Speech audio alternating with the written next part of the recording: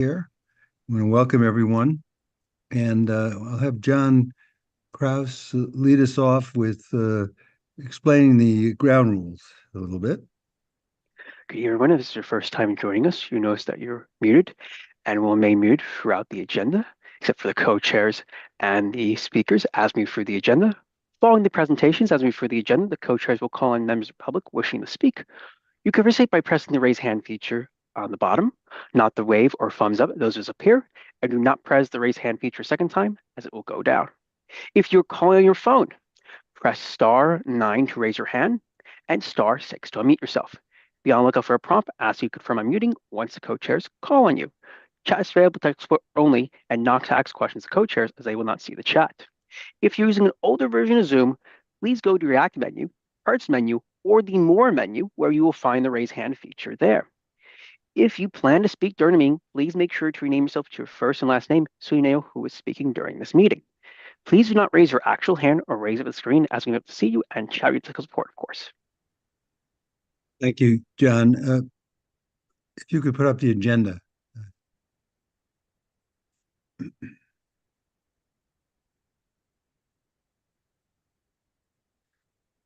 Okay, our first item is the updates from the New York City Taxi and Limousine Commission on the Green Rides Initiative and information provided them by the Port Authority pertaining to airport access fees for licensed vehicles.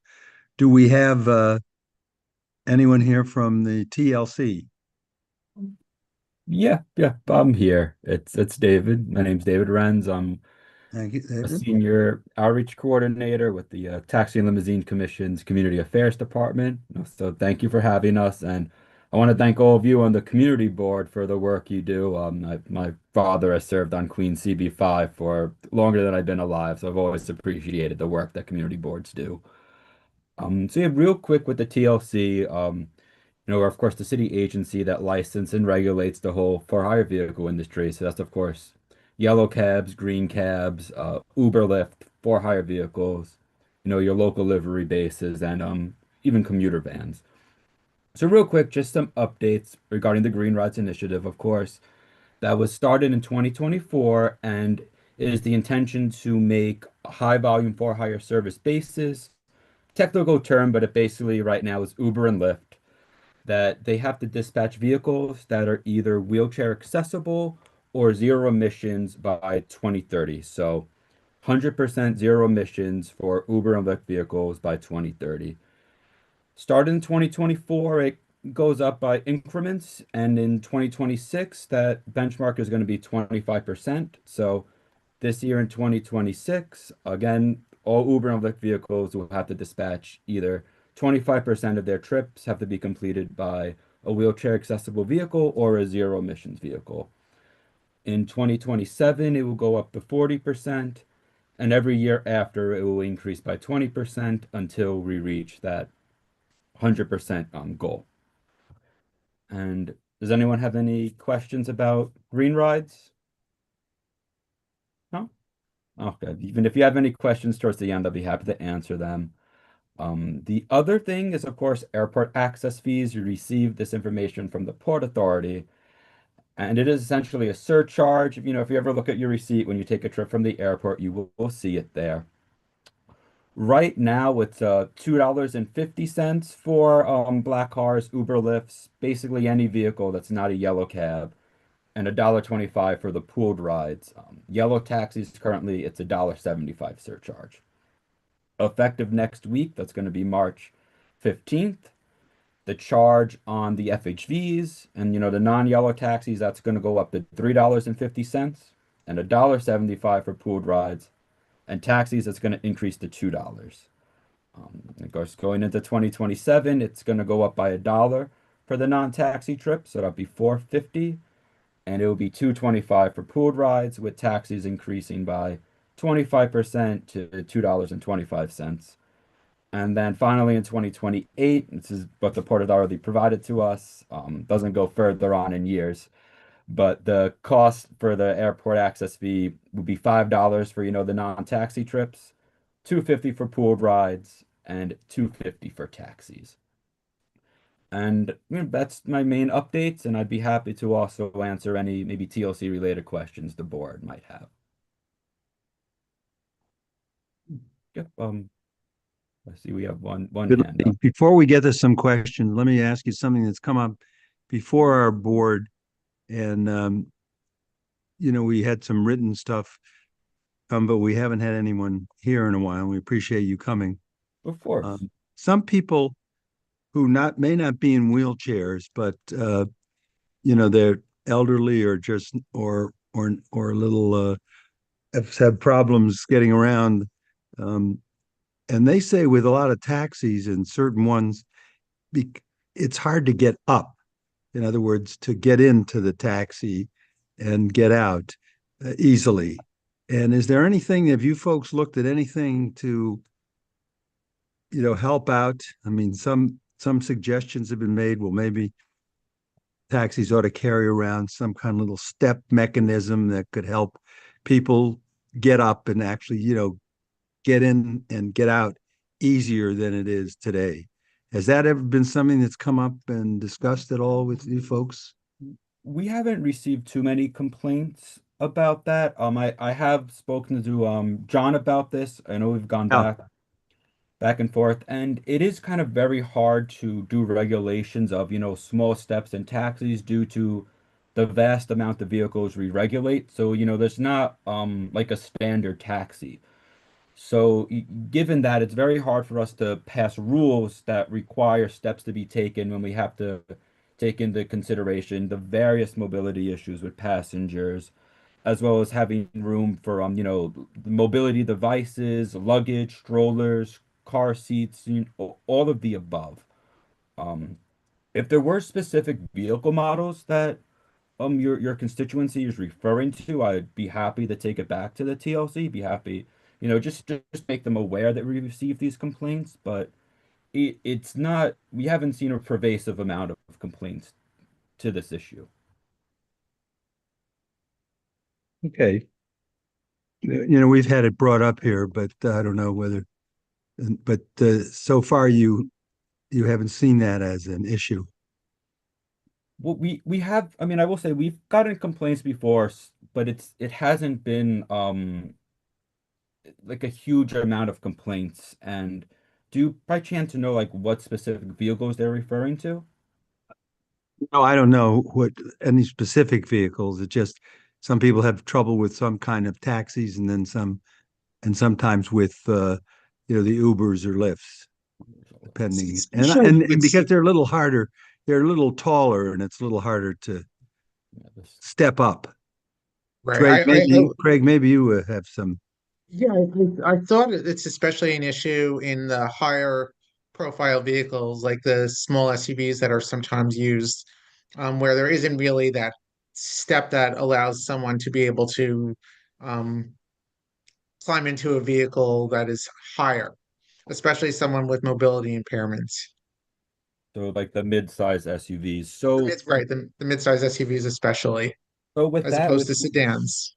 so with Uber, like say Uber and Lyft with those cars, they have a wave option where they can get the wheelchair accessible vehicle will show up for them if they do use that and would and prefer, that sort of vehicle if the SUVs are too tall.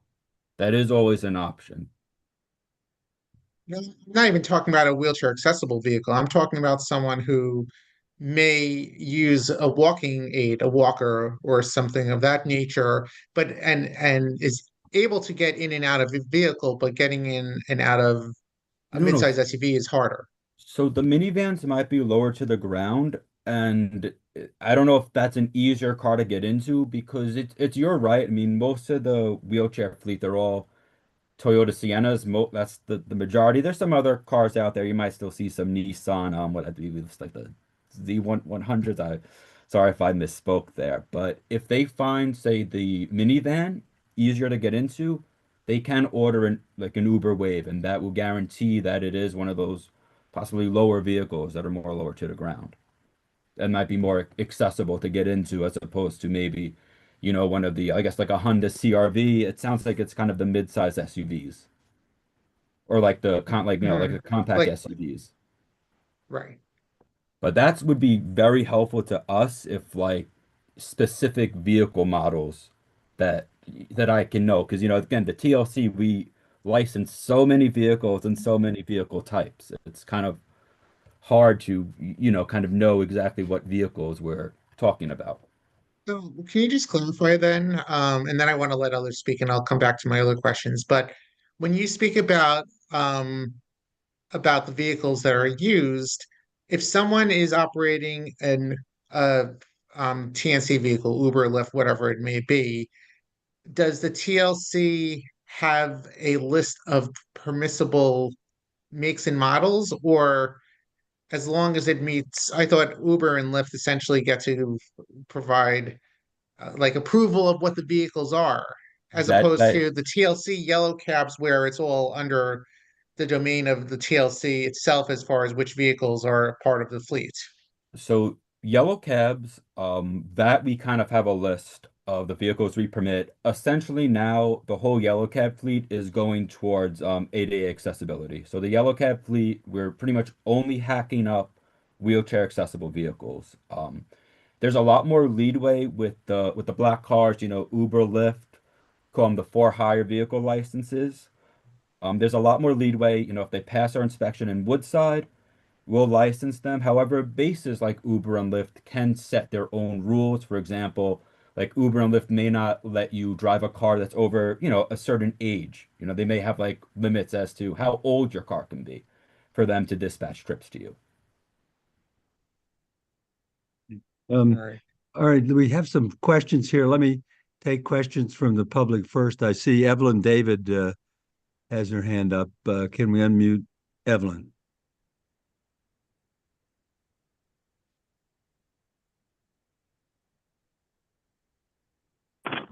Go ahead, Evelyn. Oh, great.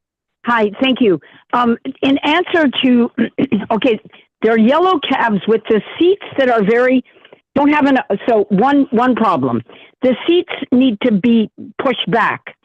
If to get into a cab, I know because I have a knee issue. And if I can grab onto the little hook that's in the ceiling, the whatever it's called, pull myself in, then I'm okay. Strap. Yeah, grab, right, exactly. So if the seats were pushed back, giving more leg room, that is definitely one problem. Okay. The other thing is the cabs, the yellow cabs, the older yellow cabs that don't have a platform coming out on the side, those are the ones that are tricky to get into. So I know the gentleman is talking, didn't know which ones, but some of them have that platform out. And those are easy to get into. Maybe they're the newer models also. But the older yellow cabs are the ones that need a little bit of upgrading. Unless the driver can give us a stool or something to step on, which most of them don't have. But Right. if they can move the seat back, you can get your leg in.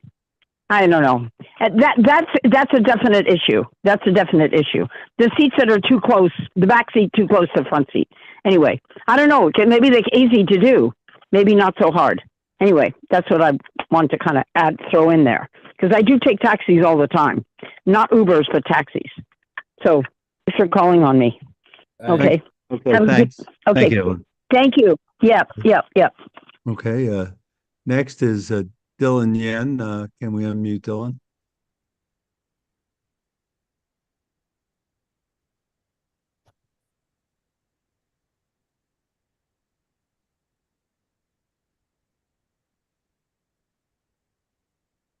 Dylan, you should, there you go. Okay. Hey, can y'all hear me? Yep, Thank you. yep. So, just a general Uber Lyft question. I understand that, like for the congestion toll, an Uber or a Lyft, the passenger itself gets charged, but can you clarify whether the car gets charged? I've heard multiple things about whether a car gets charged or a car doesn't get charged. I've seen news articles about it. Would you be able to confirm or deny whether the car itself gets charged, not just the Got it. passenger in theory? To my knowledge, the cars are not supposed to be getting charged. unless they kind of drive in without a passenger, then they might get a charge. But for the most part, it's the passenger pays the congestion charge. They really shouldn't be getting charged with that. It's of course, kind of collected by the MTA, but yeah, it's the passenger is solely responsible for it. Okay, understood. So in I wouldn't know how the congestion cameras would know if the passenger was in there. So the cars themselves don't get charged, correct? Because Just a general question. yes, they're not supposed to be getting All right, charged. sounds Thank good. you. Thank you. Thanks, Dylan. Okay, I don't see any other members of the public. I don't know if you see any, John, but No one let's else. go. Let's go. What?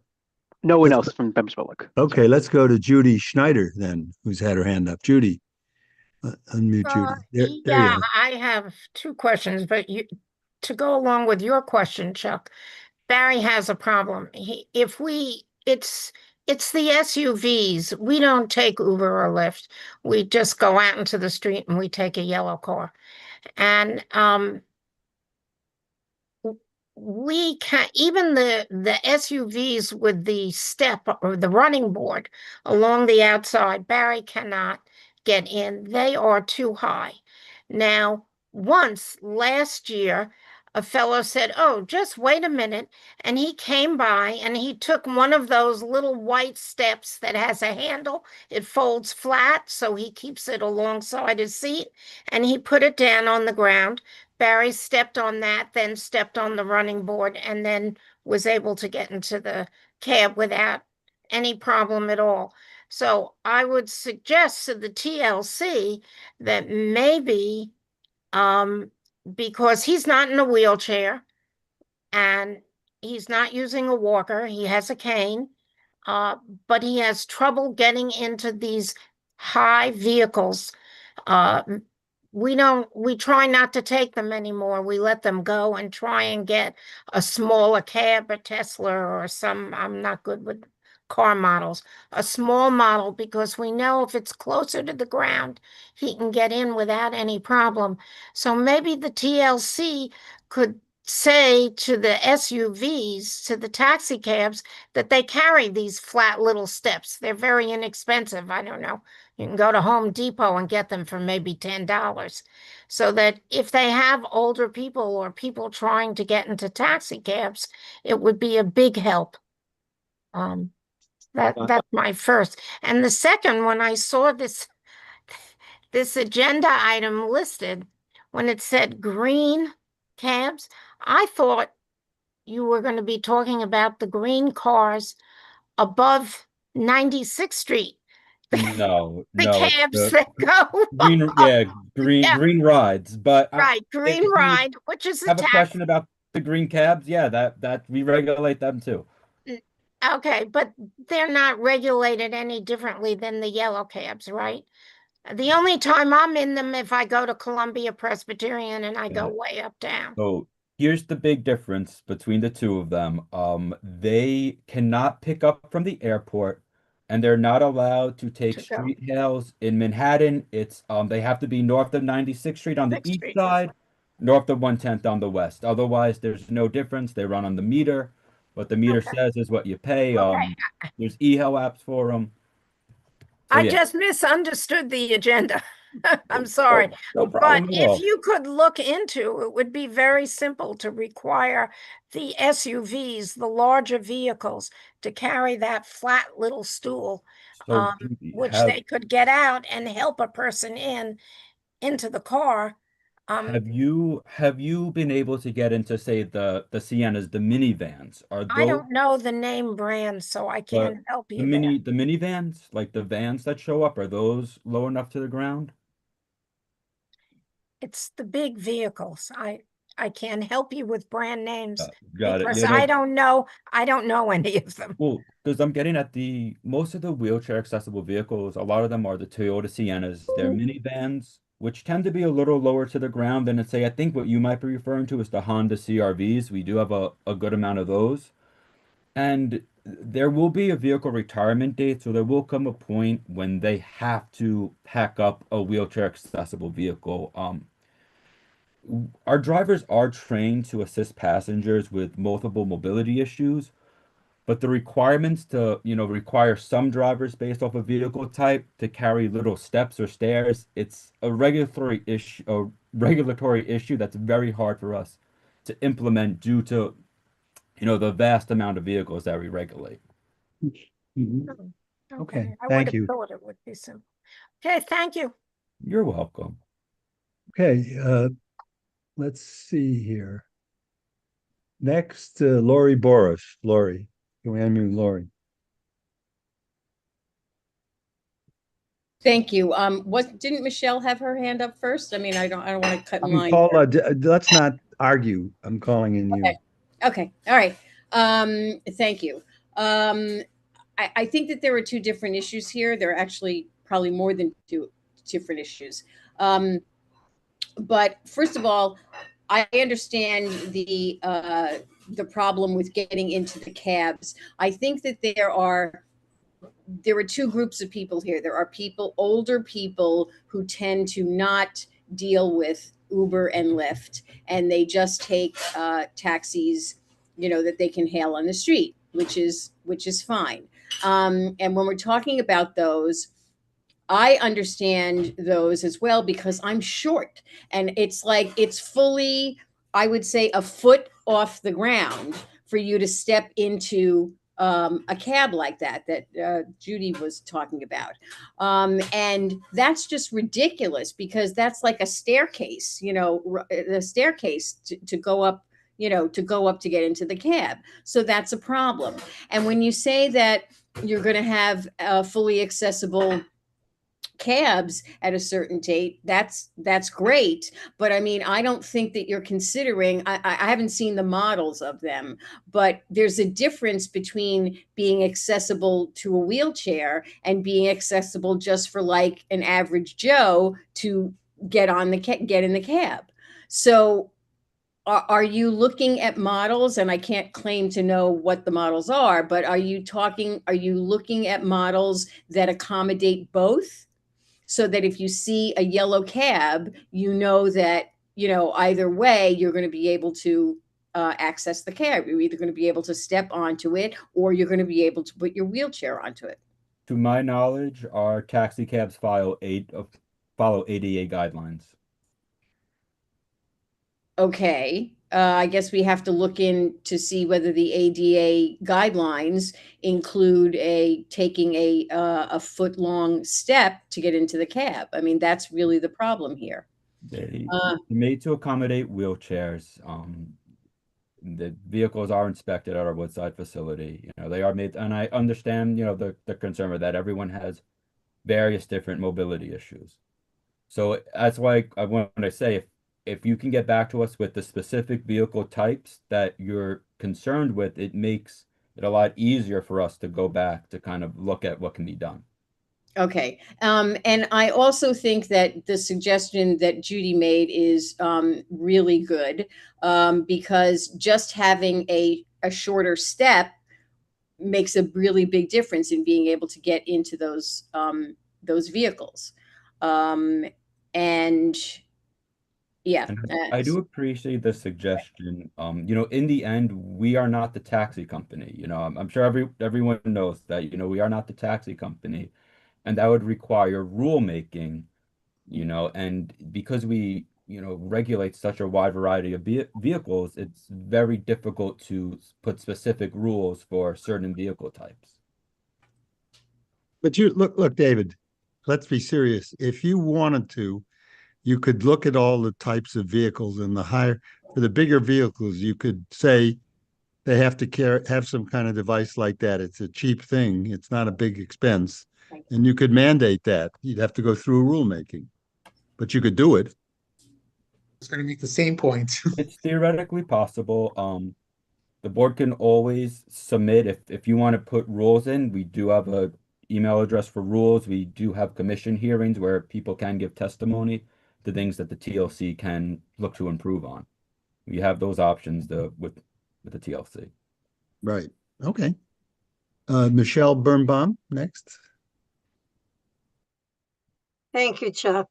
David, this, with all due respect, you don't purchase the taxis, I understand, but this frankly to me is incredulous that with the variation in the population of 8 million people in this, in this city, not to mention the other boroughs, that when whoever ordered the taxi, whoever looked at models and came up with a decision to purchase this model or that model, the fact that they came up with the decision of purchasing high vehicles where they know that a good percentage of the population, for whatever reason, cannot easily access them. And in addition to them being high, a good percentage of them do not have the running boards. So I can't tell you the models, but anything that's not the height of a limousine or a a regular car, anything higher than a regular car is problematic. So my question is, who does the design? Who came up with this? Who came up with the decision to order these fleets? We have a list of vehicles and drivers have the right to purchase them. Our S&E unit kind of does vehicle dimensions, but when it comes to the taxi cabs specifically, at this point, they all will be wheelchair accessible vehicles, with the most common model being the Toyota Sienna. Yeah, And a let lot of me this just has, stop can you. I, can I finish? We're not Can talking I, about can I finish? wheelchairs. Can I finish, please? Well, So address what my question, please. I said our S&E unit has multiple vehicle dimensions that they review. It's handled by our safety and emissions unit that set the parameters of what vehicles are allowed to be hacked up. A lot of the vehicles now, of course, have the wheelchair accessible ability mandate. I can say the most common vehicle is the Toyota Siennas, and a lot of this has to do with us being, with the agency being sued for not making enough vehicles wheelchair accessible. So we're Do you kind of mandated now for the current approved vehicles for yellow cabs, we're kind of mandated to hack up those vehicles. Yes. So my next question, do you get any input from ADA? Well, we have an accessibility coordinator at the agency. Okay. So if We you do. would do this for me, because you seem to be equating wheelchair capability with accessibility for everyone else who's not in a wheelchair but may have mobility issues, hip replacements, knee replacements, whatever the issue is. It doesn't necessarily define an illness. There are many people for many reasons that cannot access those high cars. If you have an accessibility person that maybe would like, with the permission of the co-chairs, would maybe like to come and present to us, or maybe share with us where their input comes from. And what is the date of your next expiration for any part of your fleet? You said there's an expiration date, because maybe that's a date we should work towards, Well, and get some input in prior to that date to every make. every vehicle is different. So our drivers are independent contractors. A medallion is their own private asset. It's typically 7 years, so it can vary tremendously between vehicles. And wheelchair accessible vehicles don't have a retirement date. As long as they pass our inspection, they can remain on the road. Do you have your accessibility person, whatever that title is?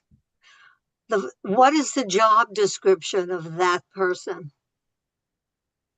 Is that a good person to bring these concerns to?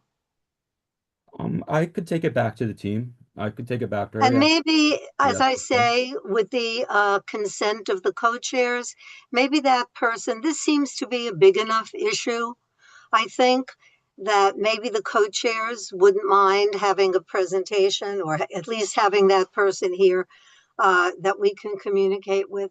I'll add one more thing before I finish. Another concern, and again, it goes to the models that were the choice of whoever bought all these cars, and those are the sliding doors. Now, the newer ones, have automatic doors so that the driver can control them. The ones that are not automatic are very, very, very difficult for many, many people to operate. They're easier to operate on the outside. They're more difficult to operate when you're seated on the inside because of the angle. So I think it goes to that person that you're talking about, and that's certainly a person that I would like to have input to. If we could have that person, that would be great. So Thank you. I can't guarantee another colleague of mine, the colleague I spoke with, will be able to come. This does require, overtime approval. So I can't promise you that we'll be able to get her here to attend the meeting, but I can bring her concerns back with you. I can, reach with John, see if you compile the concerns, and I can definitely forward it to her, and she will get back to me and get back to the board. All Thank you. right. All right. If I may, before we go on to those who have raised their hands already, I have a few points to make, and I want to just build off of some of the comments before. But I want to start off just with a message to the members of the board who are here tonight. I think we should someone should put forward a resolution tonight. And I think the reason we should do that is A, there's an immediacy issue. B, we've asked for TLC to have representation to talk about this issue previously, and that led to tonight. And we're very appreciative that David is here. But clearly, we've asked questions about this topic in the past, and we haven't been able to get anywhere. And the general topic tonight was about general updates and issues regarding the TLC. And I think it is ripe for us to be able to make a statement about some way of moving this issue forward, whether it's asking for or requesting a rule or saying we want to see a rule or whatever, or that mandates that something be available for all in all vehicles, whether they be TLC yellow vehicles or Ubers and Lyfts, to allow for people to be able to have assistance to getting into higher profile vehicles, higher those that require higher steps that people with mobility challenges um, have issues trying to access. I just want to also be clear. David is right, in my opinion, about this not being an ADA issue, because the ADA issue is the vehicle wheelchair accessible? And if the vehicle is, that negates any issues in regards to what the size of the step is. So in terms of compliance with the ADA, I don't think there's an issue. That doesn't real that essentially is separate from the issue that we're talking about here tonight, which is the fact that many people have challenges trying to get into and out of vehicles. And I think there's a conflation here, as Michelle, you suggested, between wheelchair accessible vehicles and the ability to get in and out of vehicles as well. And I think I'm frustrated because, as we keep hearing, it's about naming and identifying specific vehicle types. But the issue, as pointed out, is that there are so many different vehicle types that are out there that are used by Uber and Lyft drivers, that there is no way to be able to identify it. So the TLC can certainly do a better job of making sure that everyone has the ability and equal access to getting in and out of cabs, because right now those with mobility challenges are basically being relegated to second class status. And the idea that someone will have to request a specific vehicle, wheelchair accessible vehicle, when there's only a 20% requirement right now in 2026, the 20% benchmark, that means that they're going to have to wait a longer period of time for something that they don't need, and they're not and I would they're like to now stuck. Now, the other thing I just want to say, in regards to that benchmark, and and hopefully you can answer this question, I'm a little confused why it's a benchmark for zero emission vehicles or wheelchair accessible vehicles. So why isn't it one or the other? Why are they combined into two? Because they're really sort of unrelated. I understand this initiative is the Green Rides Initiative, but that really shouldn't have anything to do with wheelchair accessible vehicles. And frankly, we should be accelerating the introduction of wheelchair accessible vehicles so we reach that 100% level way before. And if the requirement is 100% of either or, that means we still want to have 100% of vehicles being wheelchair accessible vehicles. Well, And that then, so two things. So the green rides only solely affects for higher volume services. So that's only Uber and Lyft. So the local livery bases, limousines, black car, the local black car bases, they are not mandated by this. It doesn't affect them at all. Those cars will stay on the road.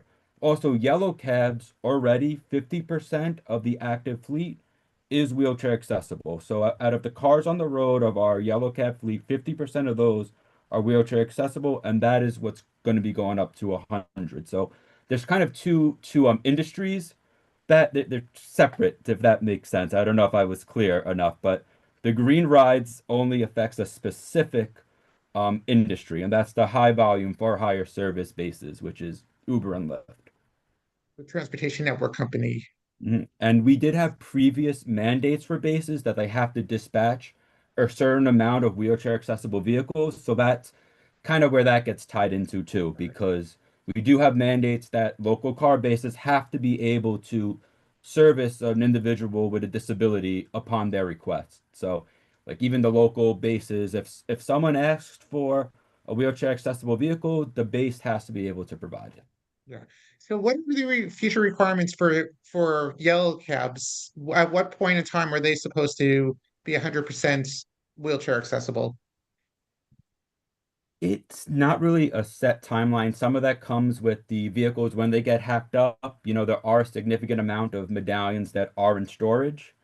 We were mandated legally to go to the 50%, but the agency kind of decided, especially given some of the programs and incentives we have for drivers, that we want to try to push, get to 100% of all the yellow cab fleet being accessible. And a lot of that kind of happens as vehicles reach their retirement dates. Okay. And then one last comment, then I'll let others speak again. Are are there any plans to continue purchasing the what were once called the taxis of tomorrows, whether they're the Ford Transit Connects or the Nissans? So Because those, at least in my opinion, are a horrible passenger experience, and you just get thrown around in those vehicles. The suspension is horrible. Like yes, and I had I think I had a family member whose back was literally hurting afterwards because it was so bumpy. I will say a lot of that comes with the age. In full transparency, most of those vehicles are off the road. They've reached their retirement date. There might be a couple of them. We did pass rules that a wheelchair accessible vehicle, particularly the yellow cabs, as long as they're able to pass inspection at our Woodside facility, they can continue operating. So there should be very few of those left on the road. People might actually start noticing them with Uber and Lyfts. They might start seeing those vehicles show up there. But I hope not.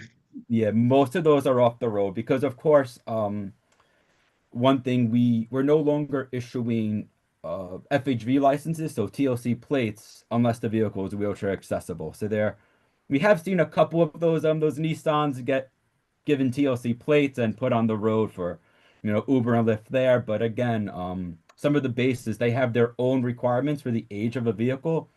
And yeah, the taxi of tomorrow, I mean, I believe that was in like 2011, and I think it is past tomorrow for those vehicles.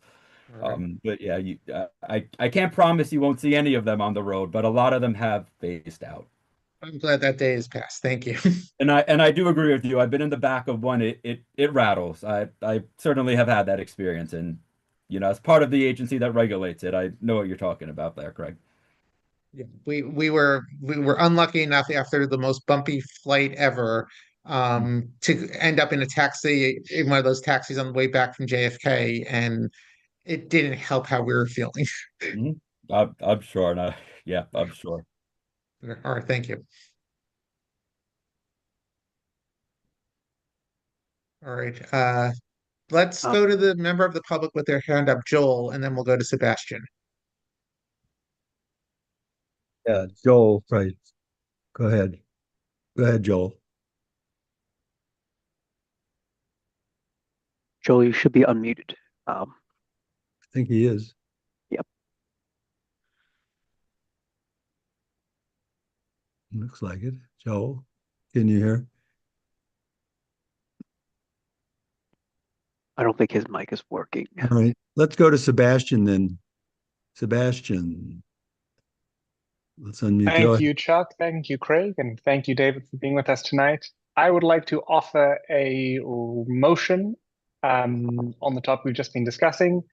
I propose that we call on the Taxi and Limousine Commission to require TLC licensed vehicles carry a portable step stool for passengers if the passenger compartment in that vehicle is higher than can comfortably accessed by a person with limited mobility. Second to that. Okay, there's Judy, I see, seconding. Okay. Do you want to say anything further on that, Sebastian? Feel no need to say anything more than the good discussion we've already had. Thank you. Okay. So why don't we have a vote? Craig, why don't you take attendance while we're at it? Yes, let's take attendance. So it's myself, Chuck, Alita, DJ, John McClement, John Phillips, Judy, Lori, Paul, Sebastian. Did you get DJ? And Michelle. DJ, he wasn't starred. Oh, Michelle, I'm sorry. Yes. And TJ, I didn't see a star next to his name. Okay. All right. So for those who are in favor, you don't have to do anything. If you want to vote no or abstain or not voting for any other reason, raise your hand. Okay. I don't see anyone. Do you see anything? Nope. No. So that passes unanimously. David, thank you. Appreciate you coming and to be continued. Yes, I'll certainly be letting my colleagues know about the resolution when I get into the office. Okay, sure. All right. I don't know whether Michelle had her hand up. Does she want to say anything about this? We're basically done. No, I'd like to make another resolution. Oh, okay. I'd like to make a resolution that the Taxi and Limousine Commission, well, I should say whoever purchases the fleet, take more. I don't know how to put it. I'll put out the idea and then we can formulate it the best way we can. And that is to be mindful that these vehicles are accessible to people with even minor disability issues, both with the height of access to the vehicle and with ease of operating the doors. Now we can clean that up a little bit, but that's the concept. Yeah, I think I mean the vehicles are purchased obviously by drivers and but the TLC lays out specifications. Yeah, the guidelines, right. You're asking for the specification guidelines to take into account those factors. Right. Essentially, right? Yes, that's right. Wait, so are you talking about just yellow cabs? Or are you talking about No, I Ubers think and Lyfts also? I think all of and any vehicles licensed by the TLC, I assume. Right, Michelle? Is that right? Sure, that's fine. Yeah. Is there a sorry, second go to on. that? First of all, I'll just see. Does anyone second that? Can we see a second here? Judy has her hand raised. Judy seconds that. Okay, go ahead. Do you want to say something, Greg? Sorry. I was just going to say. I would just go on, add Judy. something to Michelle's Yeah, resolution. go ahead. Go ahead, Judy. Another thing that was mentioned, that the seats be further back. I think Lori mentioned it.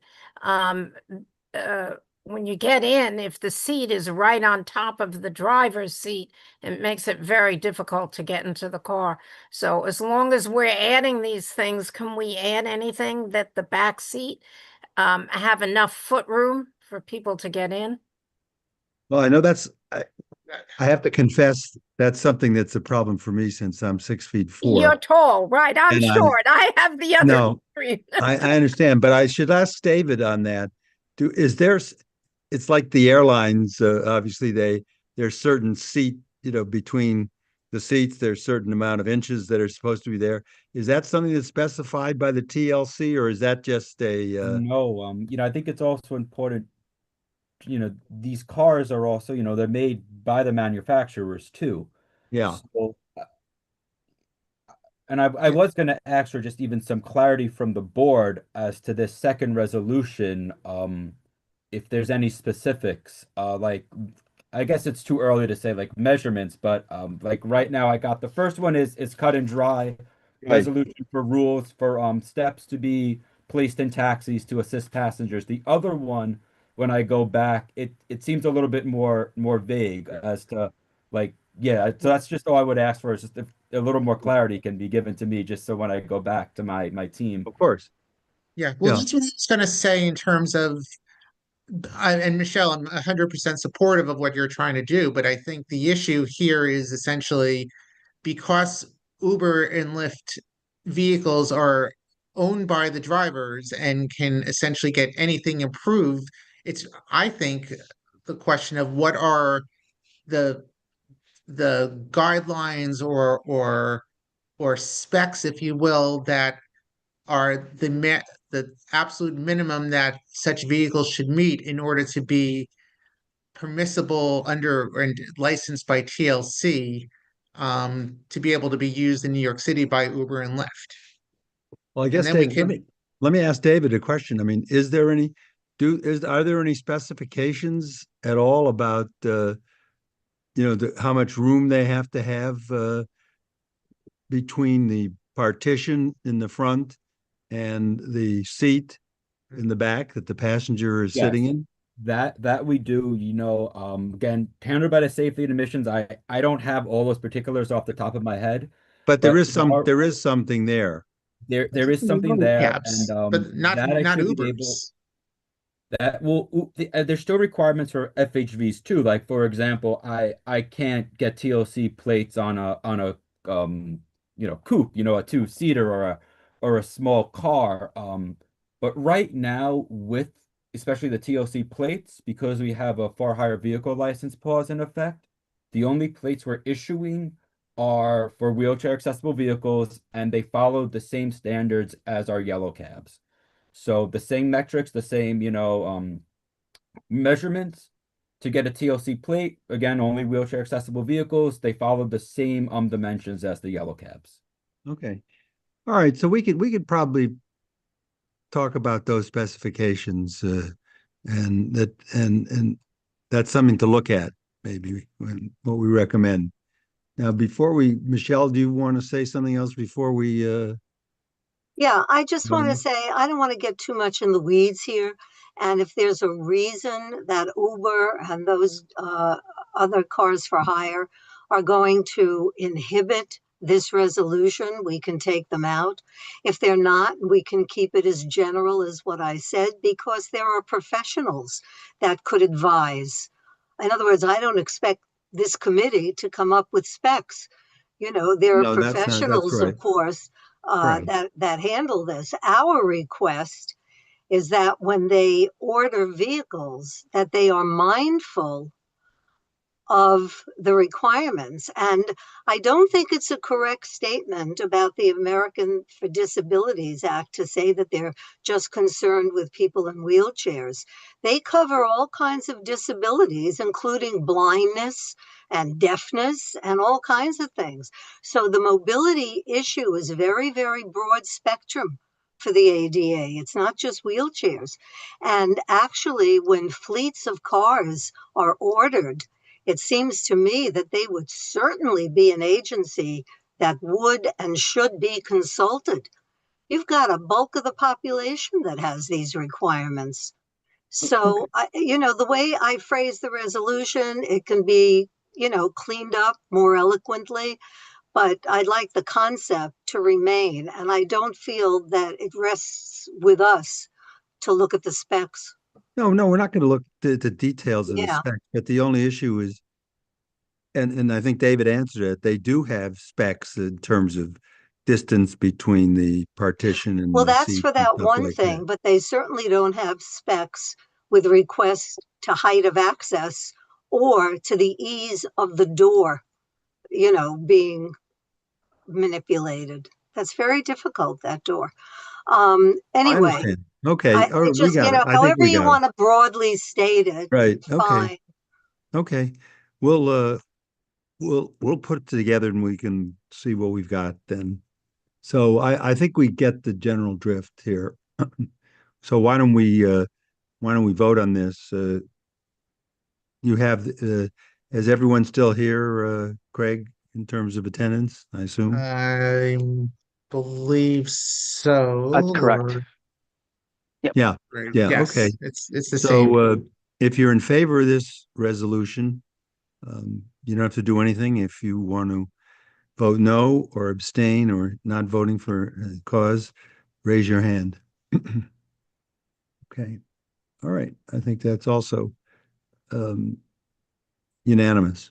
Thank you. David, thanks. Appreciate you coming, and we'll be getting something to you that hopefully and we'll try to make it as coherent as possible. No, no problem. Glad to be here. Great. Thanks. Craig, do you want to introduce the next? I know it's something that DJ is involved in too. Sure. So the next item on the agenda is a presentation from Open Plans, and it is on the topic of, um, I just want to make sure I'm getting it correct, low traffic neighborhoods. And this is a presentation that our board member DJ Falkson had requested. So we could unmute DJ if he wants to do the introduction, because he Sure. knows more about this than I do. Right. Yeah, I'll be brief. Just please extend a warm CB8 style welcome to Emily Chingay, who's the Advocacy and Engagement Associate at Open Plans, which is a nonprofit advocacy group focused on making streets more open and vibrant. She'll be talking about street design that can reduce through traffic. And I think it's a very interesting idea that's been gaining traction. So wanted to bring someone to talk about it. Thank Sure. you. Awesome. Thank you. Well, why Thank don't you. we, Emily, welcome. Why don't you go ahead? Amazing. Thank you all so much. I know we're at almost 7:30, so I will try to keep this as brief as possible, but thank you all again for the opportunity to present on low traffic neighborhoods. As DJ said, my name is Emily. I'm one of the organizers at Open Plans. We do a lot of advocacy here in the city around safer streets and more public spaces. So really excited to talk to you all today about this campaign that we have been speaking to community boards about, which is on low traffic neighborhoods and how we can address the amount of cut through traffic that we see in our neighborhoods. Should I go ahead and share my screen? Is that okay Yes. with everyone? Okay.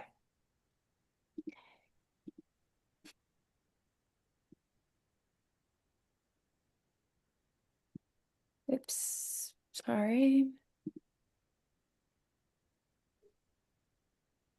Alrighty. See if I'm doing this right. Alrighty, can everyone see my screen okay? Yes, there you go.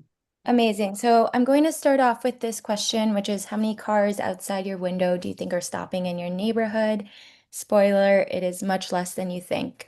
And why is that? So our neighborhood streets have unfortunately become highways because of apps such as, Google Maps or Waze. Folks are always trying to save a couple minutes on their commute. And by doing so, they might choose to get off the FDR or get off the larger corridors and instead speed through our residential streets just to save a couple minutes. But this, of course, impacts the community members and it adds to the congestion in the neighborhood. It adds to the traffic and it just makes it much more unsafe for everybody. So there is a single approach that can really solve all of these issues, and that is low traffic neighborhoods. So this is happening globally already. The term low traffic neighborhoods is inspired from the UK. They already have low traffic neighborhoods in place, but basically it is a neighborhood approach that manages the traffic and it enhances the quality of life for everybody by redirecting traffic patterns to allow for the folks that are driving within the neighborhood and that need to go somewhere. Maybe they need to go to the pharmacy, they need to drop their kid off at school. Those drivers within the neighborhood are prioritized, and instead neighborhood. It encourages the people that might not be stopping at the neighborhood at all. It encourages them to stay on those larger boundary roads, corridors, Fifth Ave, etc., or FDR, and then instead of getting onto the residential streets, they stay on those roads, and traffic is just better for everyone overall. So, what would a low traffic neighborhood look like? This is just any sample grid. This isn't specific to any part of the city, but this is kind of what the grid looks like right now.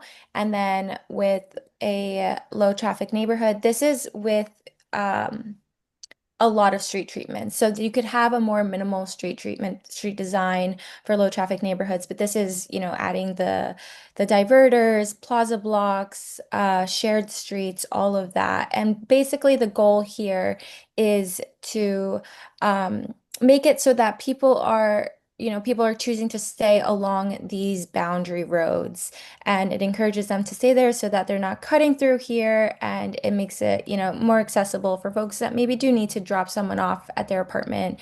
They're prioritized here. So the traffic patterns, the flow of traffic changes. It basically, folks can still access all parts of, the LTN, but they are encouraged to kind of get in and get out as needed. So all of the flow of traffic is going out onto those boundary roads. Bikes and pedestrians still have full access. The goal is to promote active mobility, and just make it safer for everybody. So this is a closer look at what those diagonal diverters would look like. Shorter crossing distance, more street trees, makes it so that everyone can access the road and they can cycle, they can drive safely, and it just kind of discourages that cut through driving.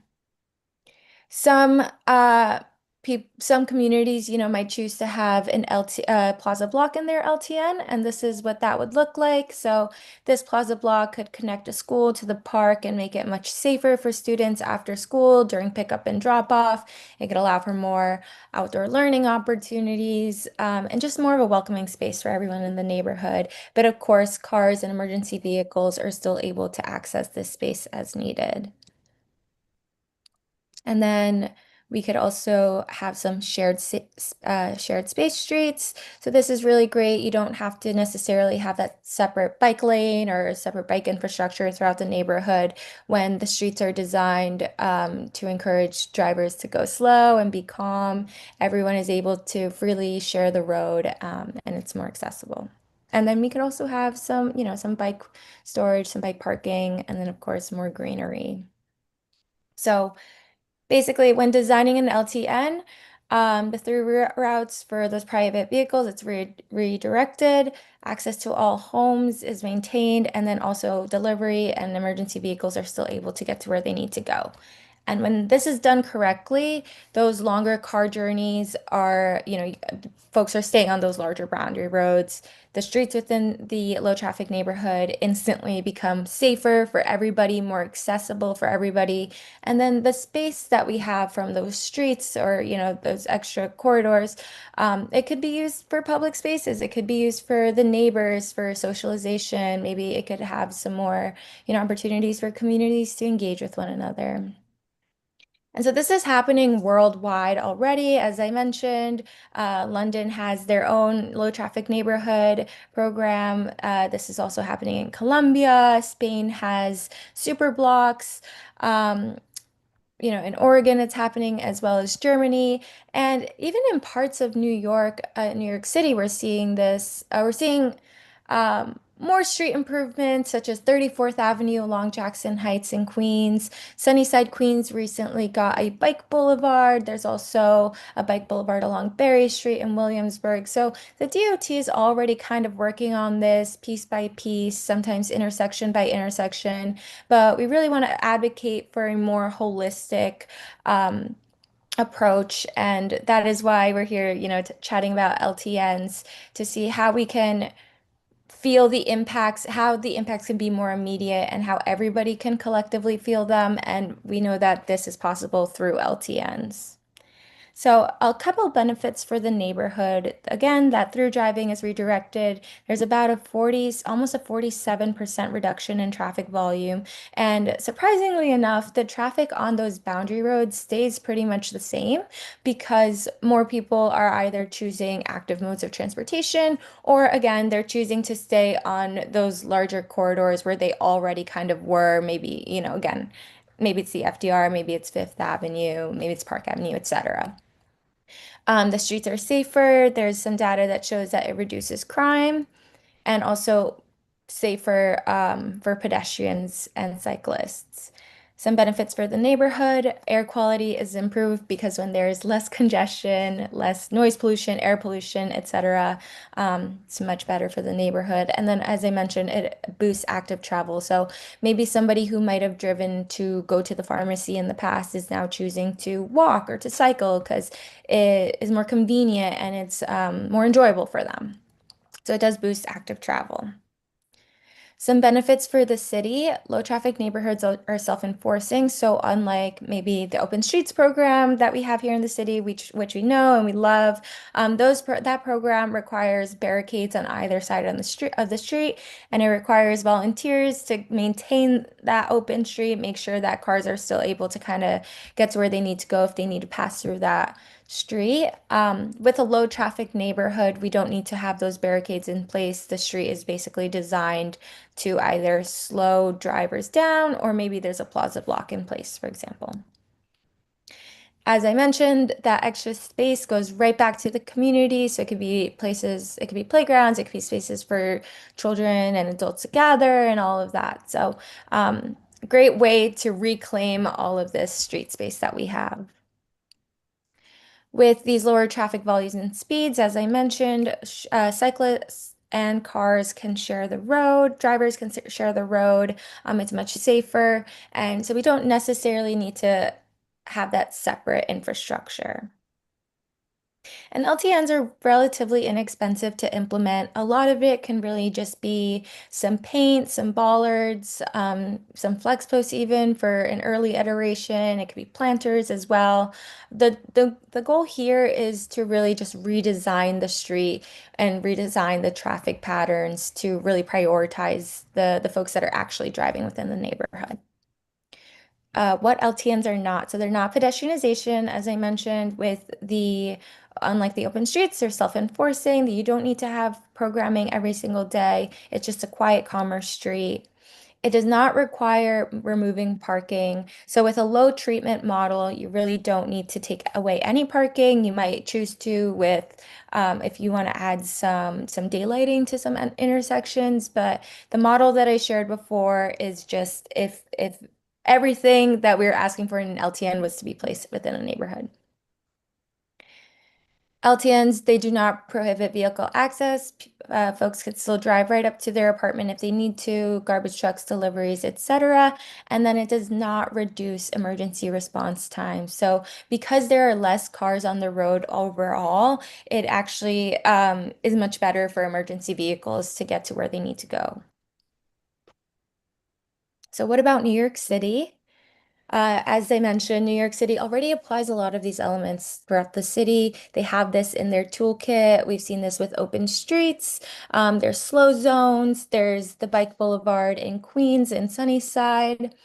We can also get some diverters, some contraflow bike lanes if we choose to, chicanes, and there's signage and ways that we can redirect the traffic flow as well. So basically what low traffic neighborhoods does is it kind of takes all of these elements, the slow streets, pedestrian friendly spaces, etc., and it brings them together into one neighborhood so that we can all feel the impacts, and we can see, instead of seeing one intersection daylit and another one daylit in a whole other part of the neighborhood, by advocating for an LTN, it is much easier to kind of feel the safer effects and benefits all in one. So I'd love to open it up to you all to see how your neighborhood could maybe benefit from a low traffic neighborhood, or if there are areas in the neighborhood that you know are very unsafe at the moment, where there are a lot of trucks and cars that are passing through. Another point that I want to make that's not in this slide deck is we had the opportunity to kind of look into some data specific to Community Board 8. And if I'm remembering correctly, it's in the resolution that we also shared, but over 70%, I believe it's 74% of all the traffic in the neighborhood is cut through. So it's people that are not stopping. They don't live in maybe they don't live in the neighborhood. They're just kind of taking trips from outside of the neighborhood to another part of the city. So that's a really large number, and it goes to show that, if you're a driver in the neighborhood, if you are trying to get somewhere, you could benefit greatly from this, because most of this traffic that we're seeing here is not even, benefiting the neighborhood at all. So thank you all so much again. I'm going to go ahead and stop sharing my screen, but I can pull up any slides as needed. Thank you. Thank you, Emily. Let's see if there's questions we can get some questions first from the public, and then we'll take questions from the board. Let's see here. Dylan Yan. Dylan, first up. yes, I see. Yep, I saw Dylan. Go ahead, Dylan. Hey guys, thanks for letting me speak. Sorry, I'm overseas, so I won't turn on my camera. So if we're restricting neighborhood streets and like pushing people to rely on, are you saying that we're restricting all other traffic? And also the other second question is, this is Manhattan, this isn't Queens, right? A lot of the reason why we have quote unquote, what you like to say, cut through traffic is that we have the off ramp to the Queensboro Bridge, right? It is the only toll-free route into Manhattan. And you're effectively saying that you want to cut off blocks and cut off major thoroughfares in order to do that. Just a couple of questions. A, some of that traffic you're just going to manufacture congestion on that traffic.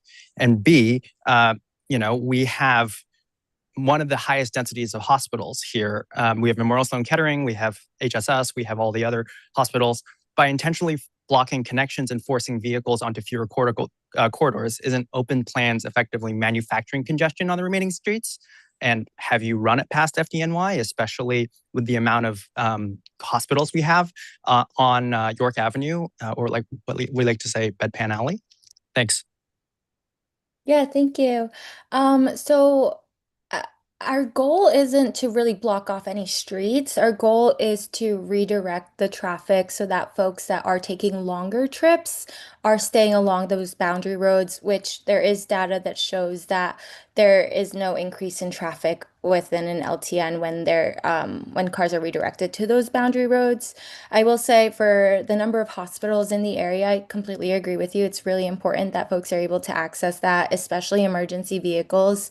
And again, as mentioned in my slide deck, those access is not prohibited for emergency vehicles. They're still able to get to where they need to go, and response rates are faster because there is less congestion on the road overall. And those examples that I shared were from Queens, but there are also a number of street improvements and street redesigns that have been happening in Manhattan as well, within the congestion zone and then also outside of the congestion zone. So those are just some kind of key examples that I think DOT likes to share when they're sharing their toolkit. So we wanted to include that in the slide deck. Yeah, I just want to make sure everyone's aware that this is really meant to be an informational presentation. It's not as if there is a proposal that is in place. So just want to set the expectations here. And I guess, Emily, how is it gone in London? I know you showed a number of slides in London. I mean, they're obviously a big city and a congested city. And has it been working well in general in London? Yeah, thank you for your question. There's been a lot of data that shows that it's been very successful.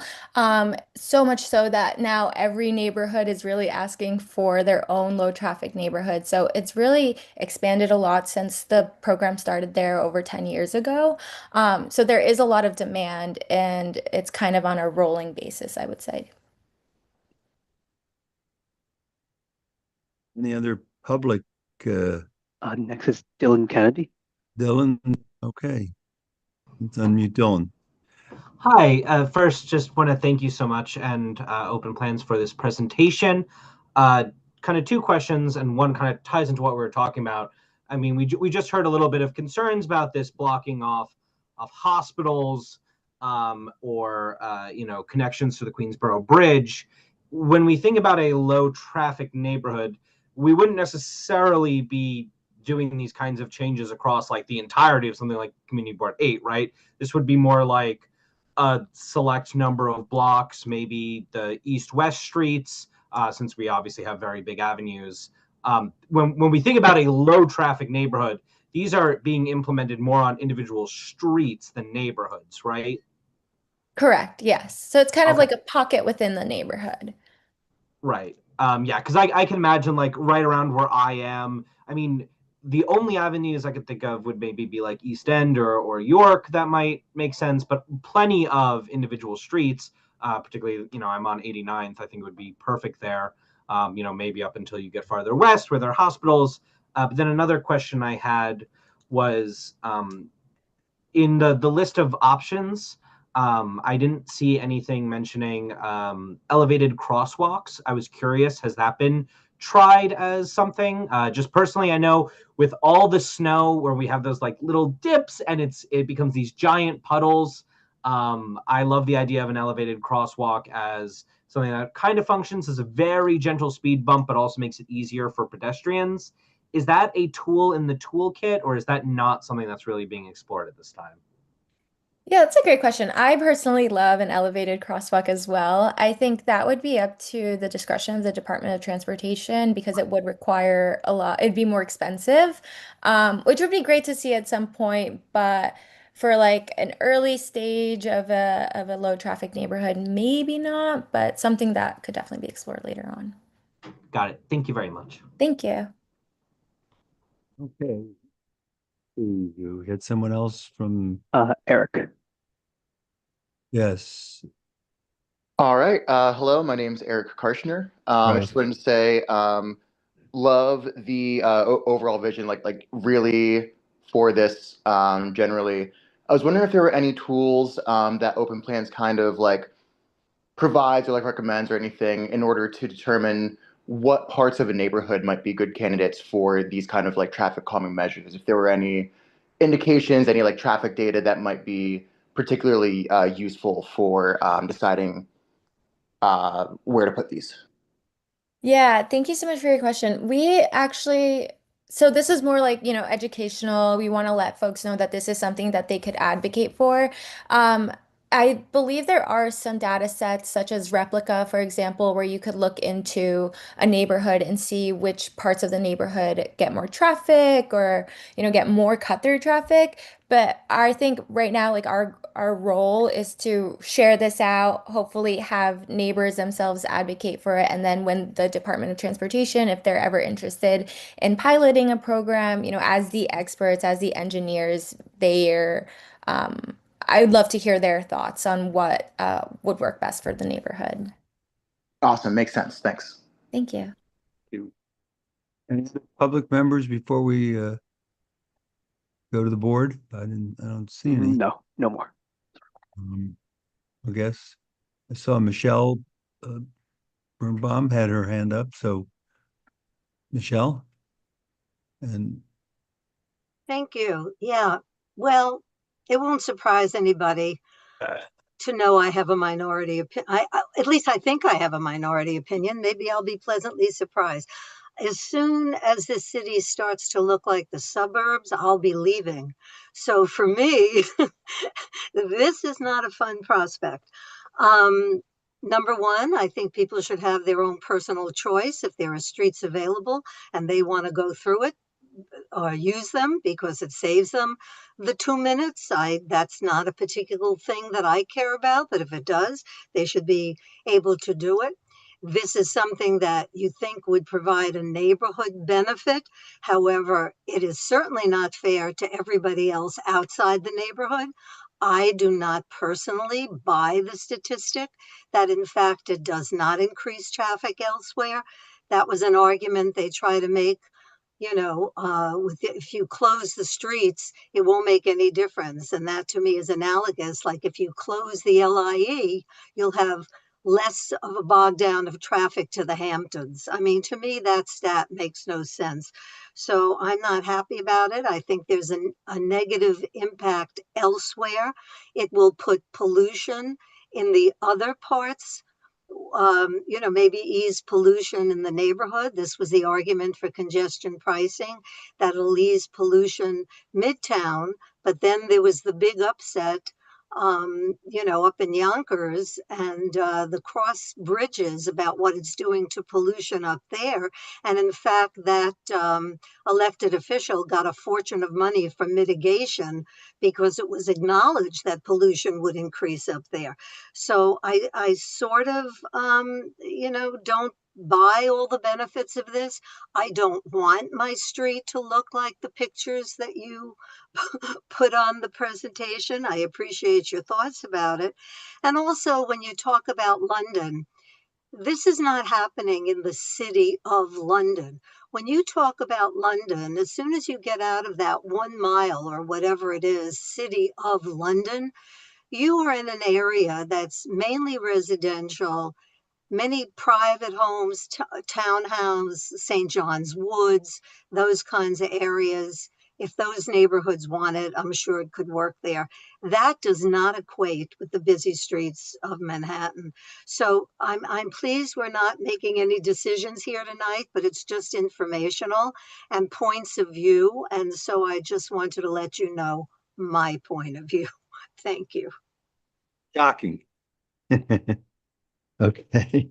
Alita Camp is next. Can we unmute Alita? Thank you, Chuck. And thank you, Emily, is it, for Yes, the presentation.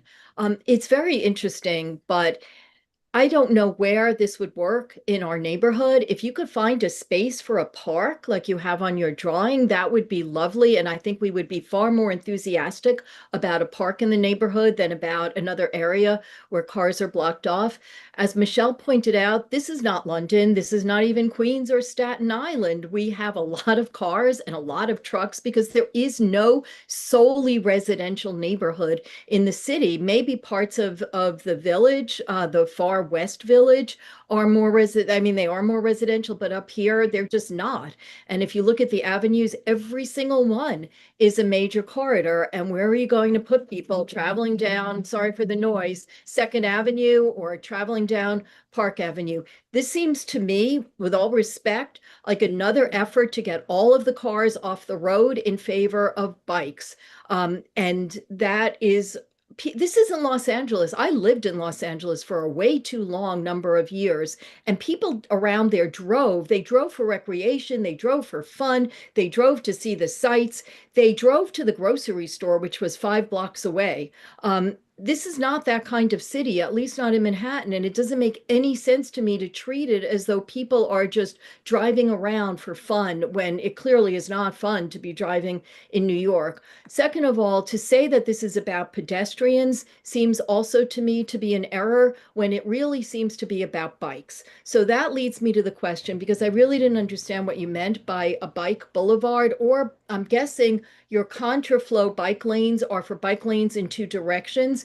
It's bad enough for pedestrians to cross bike lanes because they don't stop at lights. They do go in the wrong direction. They have cargo bikes, mopeds, all kinds of things in the bike lane. And the bikes aren't even restricted to the bike lane because they're all over the place. So the idea of having, when I'm on 6th Avenue and 34th Street, it is really hard to cross the street if there's not a mob of people.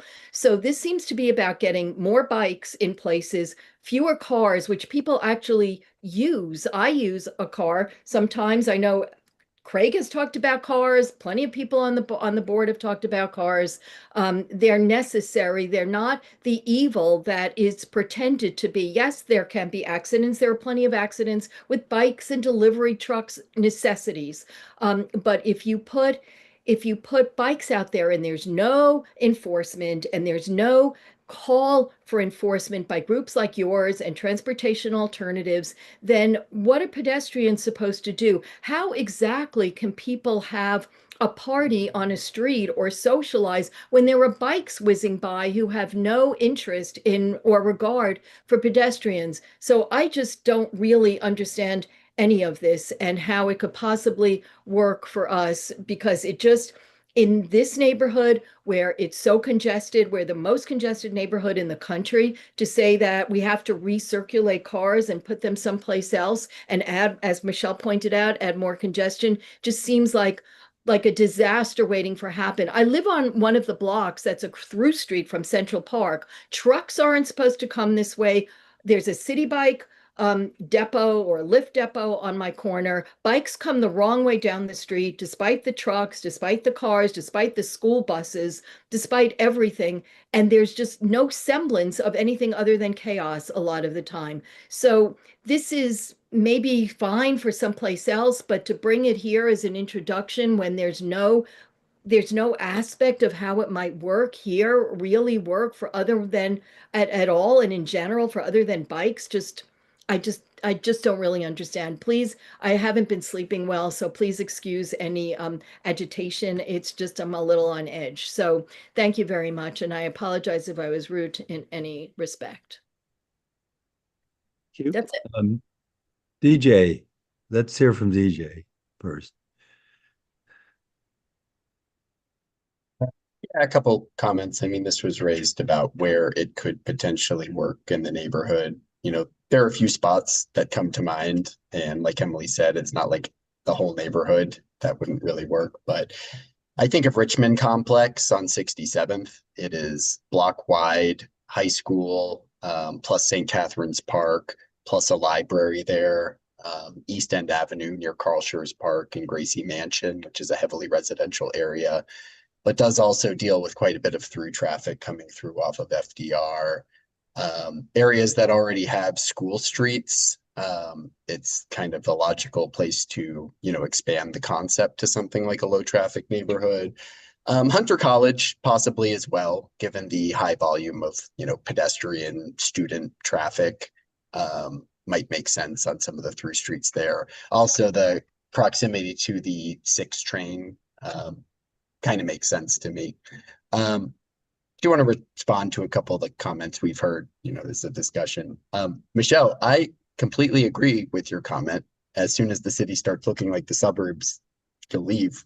Not with the reasoning, though. I'm not sure you visited the suburbs lately. They're completely overrun with cars and through traffic and gas stations. And I will say I'm more scared driving in the suburbs when I go back home than I am driving in Manhattan, which people think I'm crazy. But taking a left turn out of a gas station across 3 lanes going 40 miles per hour scares me a lot more than at least the predictability of driving here.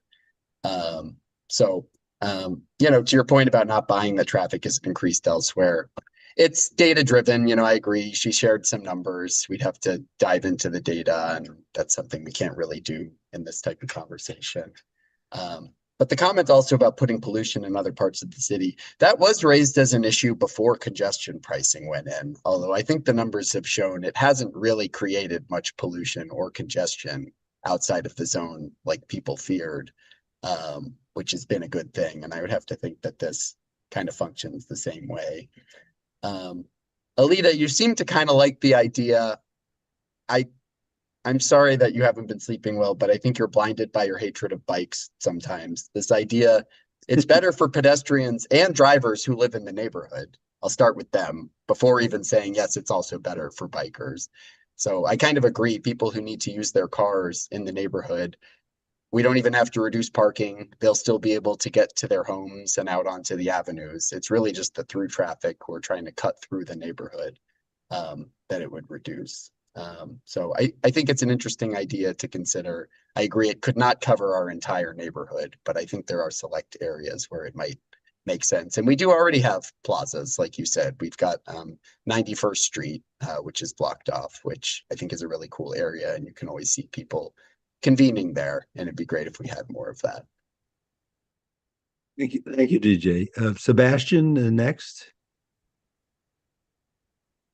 Thank you, Chuck, and thank you for the discussion. I'd like to offer a motion and briefly speak to it, if seconded. Oh. I'd like to offer that CB8 supports efforts to reduce through traffic on residential streets and calls on DOT to study options for low traffic neighborhoods in our district. Is there a second to that motion at this point? DJ's making hand signs. Yes. Okay. Did you want to further discuss?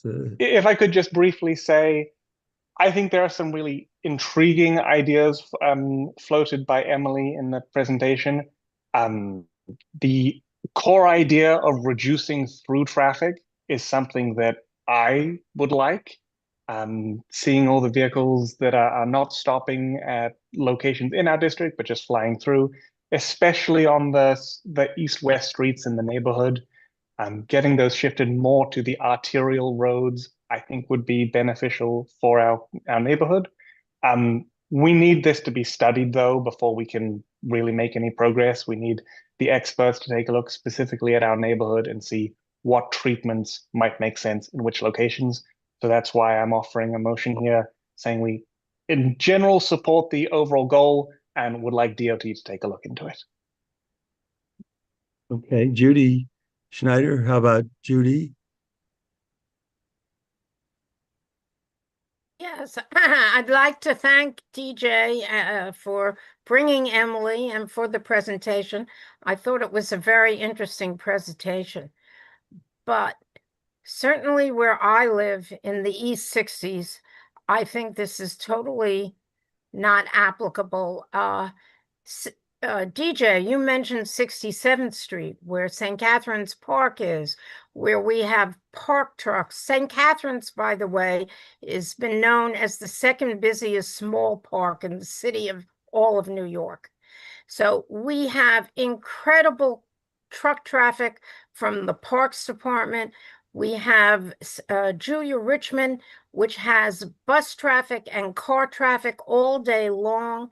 I mean, that would be an absolutely terrible street to do something like this on. If you lived in the area and spent time on these streets, you would know. I kind of agree with Dylan's first question about, do you realize that it's a hospital district and all across from St. Catherine's is an MSK hospital building? I mean, we have so much traffic and so much going on that here in the 60s, this would be a totally unreasonable idea as far as I'm concerned. If you're here every day and you walk around and you look at the type of traffic, the FDR Drive is already fully congested. We have 3 entrances and exits in the 60s. You go down, up first, down second, up third. Traffic is at a standstill during the day. I can't see this working in this area. This may be a very good plan, maybe for some of the outer boroughs, and maybe in the upper part of our district, but I do not see it working in the East 60s. I think it's a very poor plan for our area. And I agree a lot with a lot of what Alita had to say. All right. Thank you, Judy. Before we go into those who have spoken before, I just want to say a few things. I want to obviously thank Emily for the presentation. I want to thank DJ for coming up with this idea and presenting this proposal to have this discussion here. DJ, just one thing that you should know, please in the future don't make generalizations about what other members say or their viewpoints.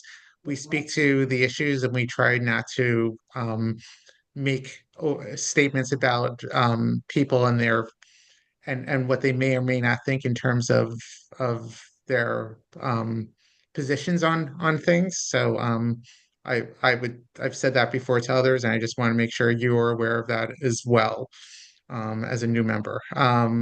But that being said, I think one of the challenges here is I think that term low traffic neighborhood is a bit of a misnomer, and I think that's what's causing some of the discussion we're having here, because these are really targeted improvements, or at least in our community district, I think it's something that would really be on a block by block basis, was suggested.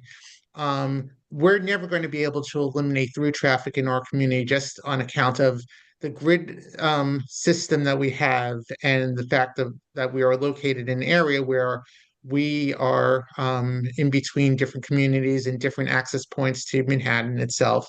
So it's not going to happen fully, but I think there are definitely potential targeted opportunities for us to be able to consider things. I think, DJ, you mentioned a few types of locations near schools, for example, where there may be some local support for trying to do things to calm traffic and to implement some of these initiatives. I think, as Dylan suggested, I think you may have as well, that East End Avenue presents an actual good opportunity because of the nature of what its purpose is and where it is located, and the fact that it is not meant to be a through street. And sometimes we see speeding traffic along here, and with the hills, that could be very dangerous. And there are schools here as well. So that's where I think there could be an opportunity. But I think this is, if we're talking about neighborhoods, it's not going to be a neighborhood-wide initiative, and it's something that it seems much more likely to be achievable in places like the West Village, especially, or in parts of the outer boroughs where you don't have a grid system, and you have um, more local collector roads that you could work with, where you're not affecting the major arterials as much, which are meant to move traffic. And it's all about creating that balance. And if the the prospects of having a, um, a an implementable type of project that achieves the goals of not impacting access and not increasing um, congestion or air quality, pollution, things like that, then that's obviously a laudable idea. And I like the idea that we can actually study and see if there are places where it could, in theory, work on a targeted basis. All right, thank you.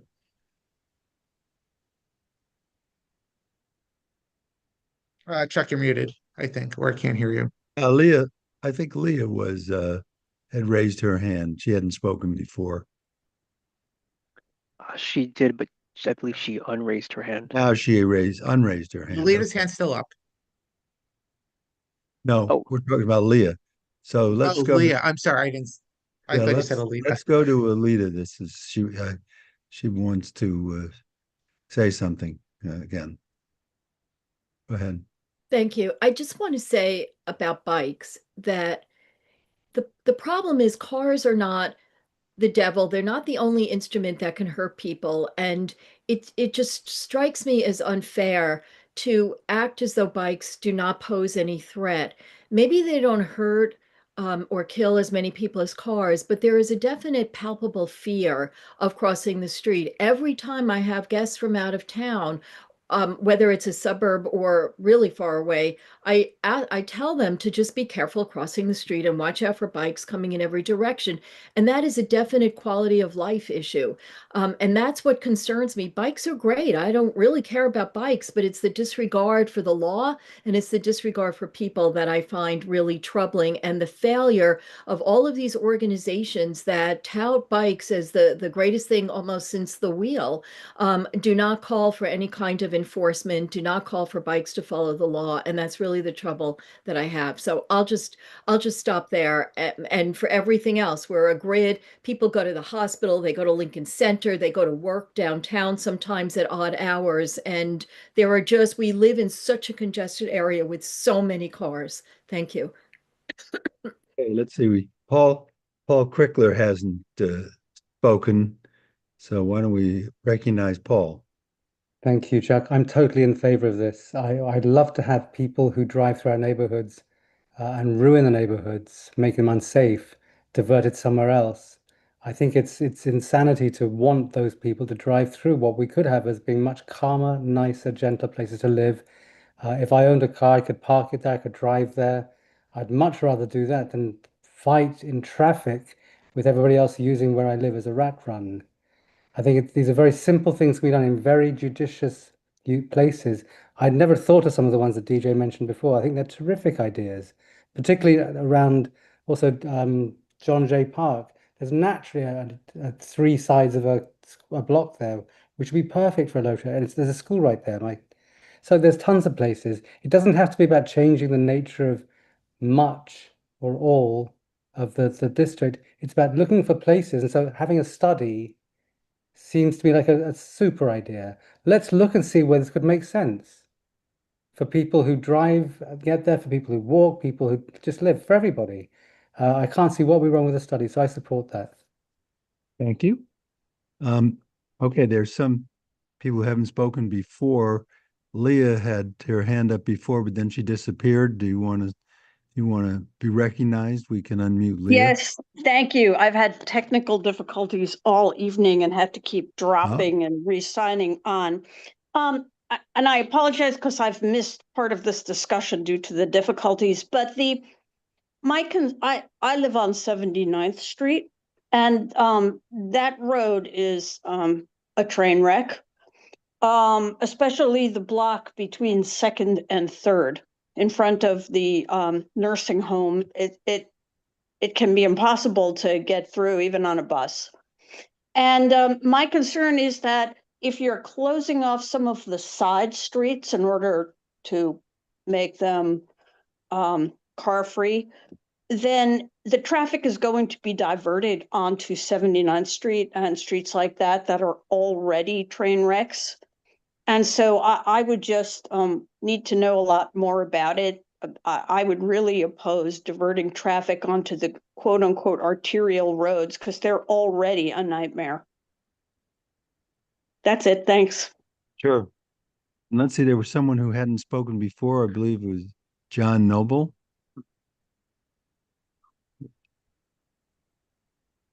Hi, yeah. Go ahead, thanks. John. Yeah. I live in the neighboring community district, CD6, but I'm frequently in CB7, and I just want to say that I think that this is an interesting, like in a district that has the most people per square mile in the nation. I think it's a reasonable thing to consider low traffic neighborhoods whose design is to reduce car speeds of car traffic that cut through the neighborhood, not eliminate car traffic for people who want to go to the neighborhood or move between places in the neighborhood, because that car traffic tends to be at a higher speed and tends to make it unsafe for pedestrians. So I think this idea is worth looking into. I would encourage your community district to check it out. It certainly doesn't make sense to do it for all blocks, because some traffic has to get across town, but I think it could work for some blocks to eliminate some of that cut through traffic. Yeah, I think thank you, John. I think as Craig said before, I mean, we're not talking about any particular area at this point. It's something just to that we'd like the DOT to take a look at if they will. I mean, they may decide they don't want to, but why don't we vote on this resolution? And Craig, why don't you just make sure we check the roll and see who's available here? Yes, all right. It's me, you, Chuck, Alita, DJ, John McClement, John Phillips, Judy, Lori, Michelle, Paul, Sebastian, and it looks like from before TJ has dropped.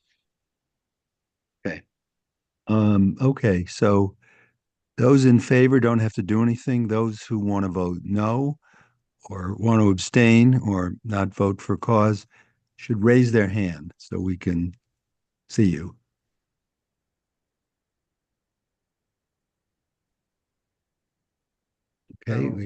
Okay, we have, these are only board members at this point.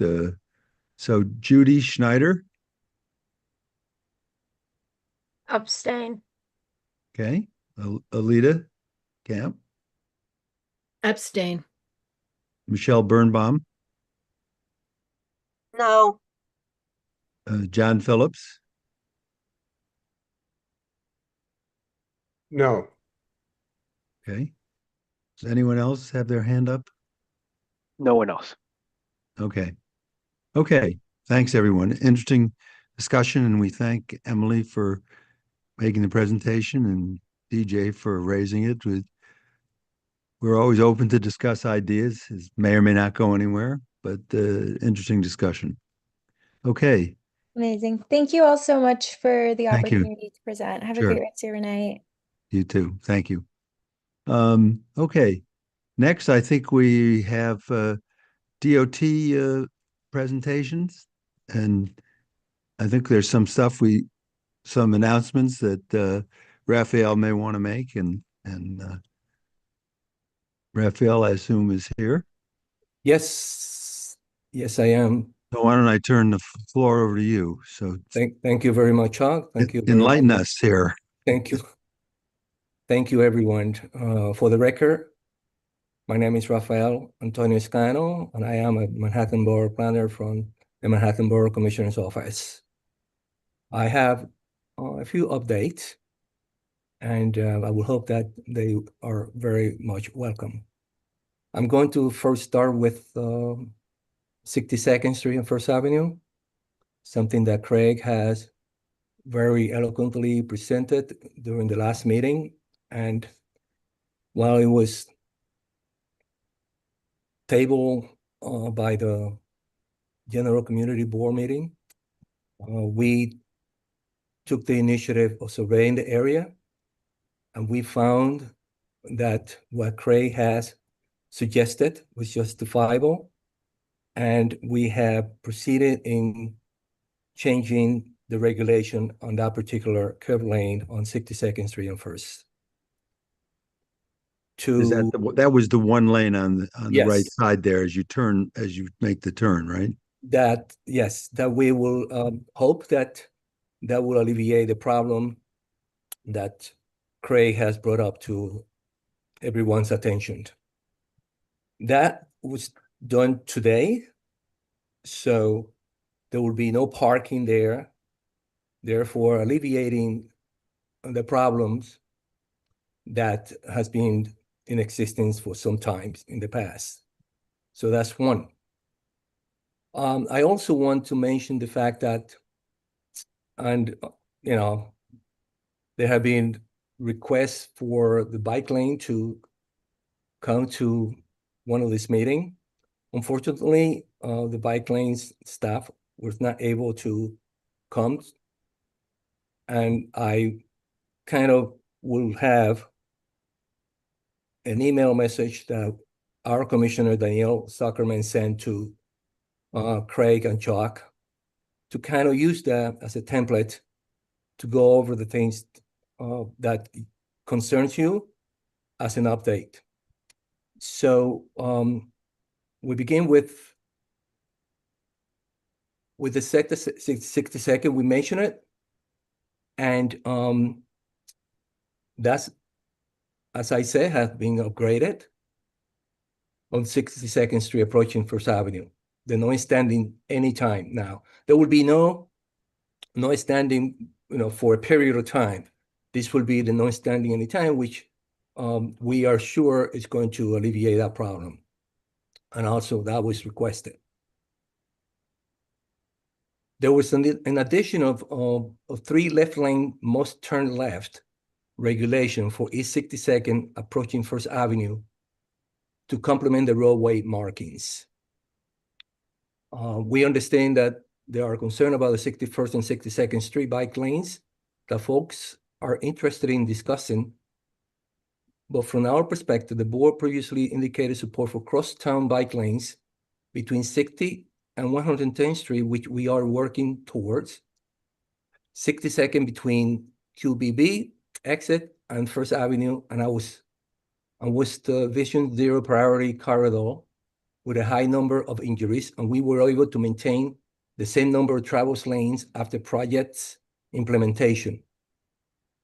Again, this is the wording that was sent to Craig and Chuck in advance of tonight's meeting, and I'm using it to kind of enhance my update.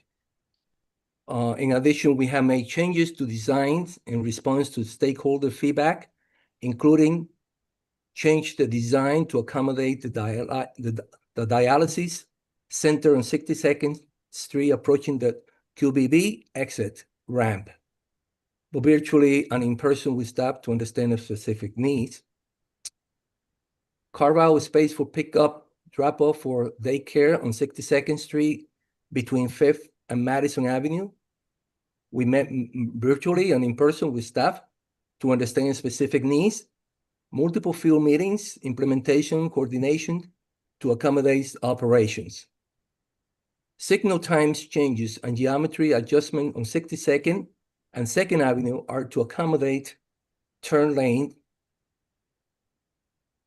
feedback from Trailwheel Association. Okay, another thing is the no protected bike lanes east of First Avenue.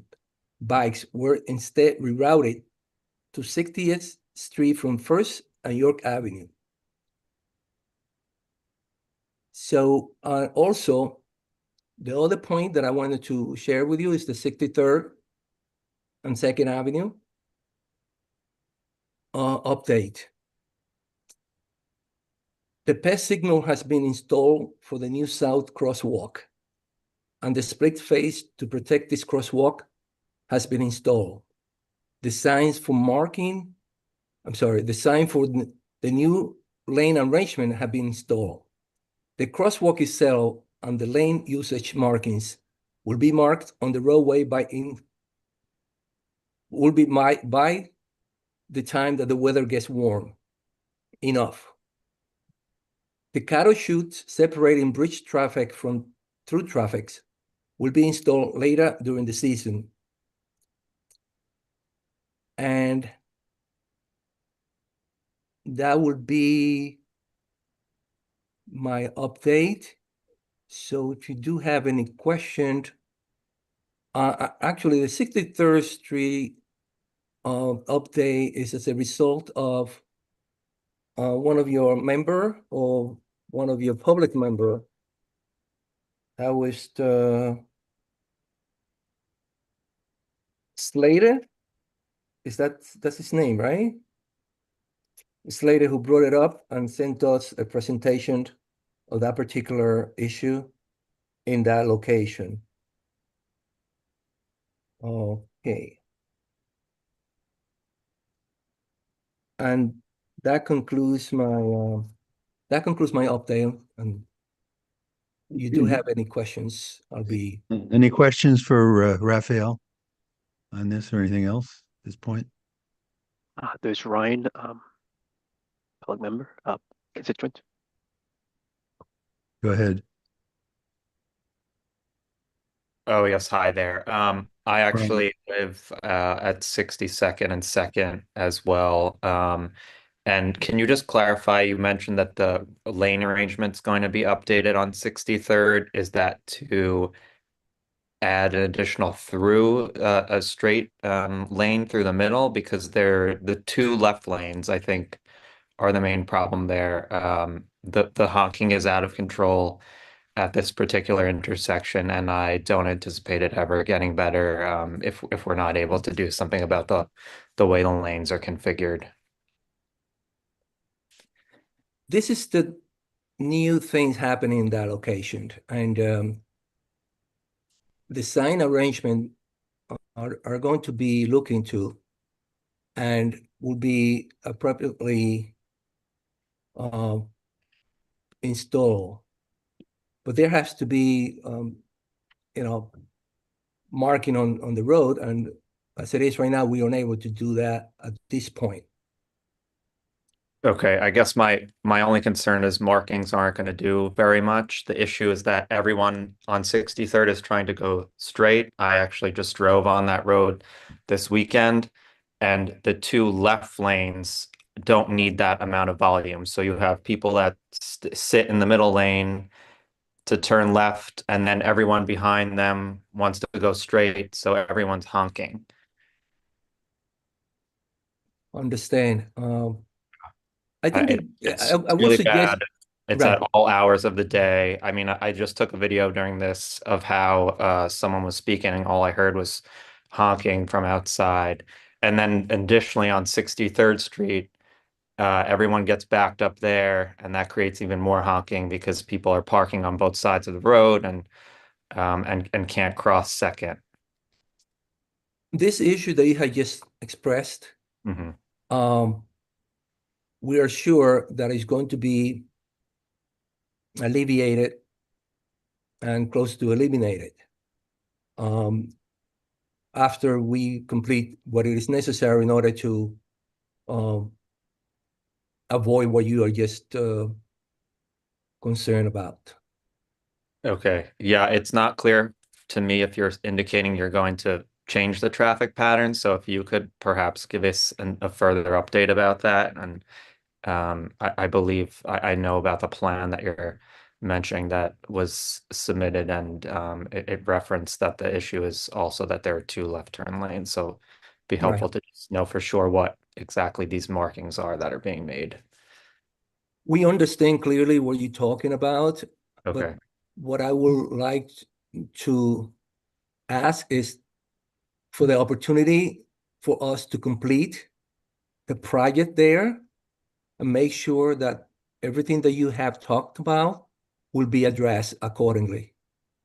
Okay.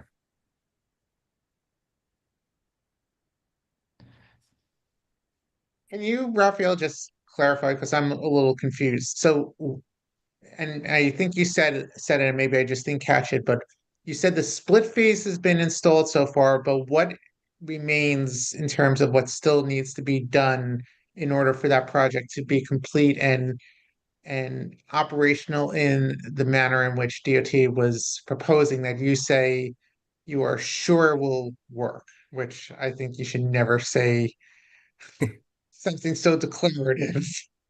I'm very optimistic. What it is necessary there to happen is that every term of that equation has to be addressed. And the term that has not been addressed has been attributed to the fact that we are unable to do the work because of the weather. So I again ask to wait until the weather become more friendly, so we'll be able to do the marking and so much all the extra things that needed to be done in order for the project to be completed uh, according to what is have been designed. So, Raphael, what's going to happen to the lanes? I think what John was talking about was there, people who are delayed and stop, and people who want to go through start honking. And I think his point was that the new configuration has two left turn lanes and one straight only lane, and he's suggesting that the traffic volumes don't necessitate two left turn lanes, and that's creating the congestion and the issues, especially because it's a delayed left turn in order to facilitate the pedestrian crossing.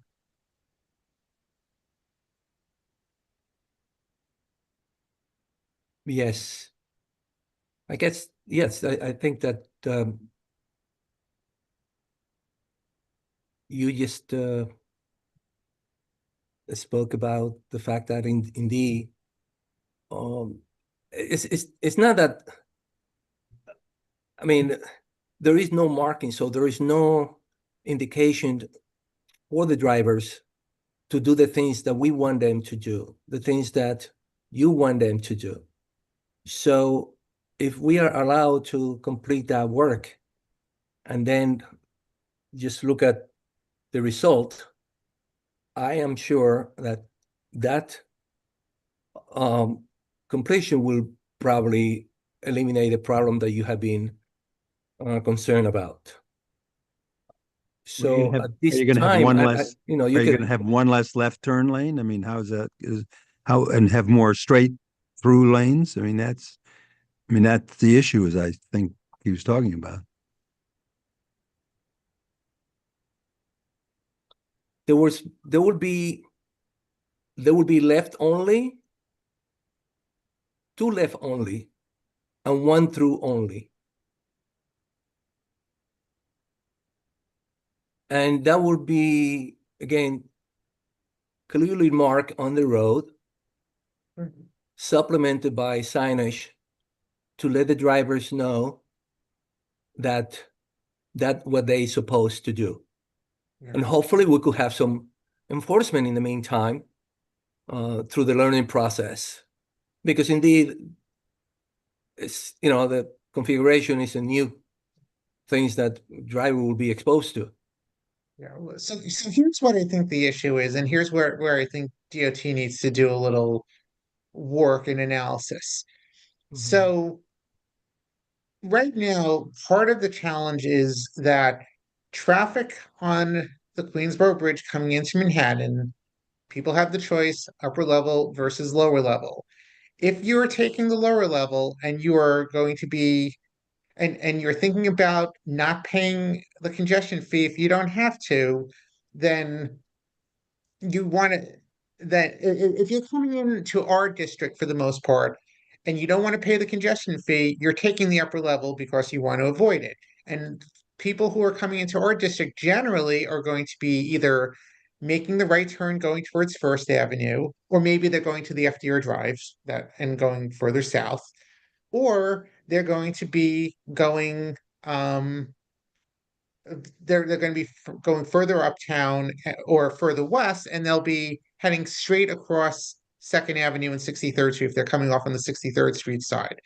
So, by account of how congestion pricing works, there shouldn't be that many people who are making a left turn on 63rd Street and then making another left turn on Second Avenue. So, it does speak to the fact that you probably don't need two lanes there.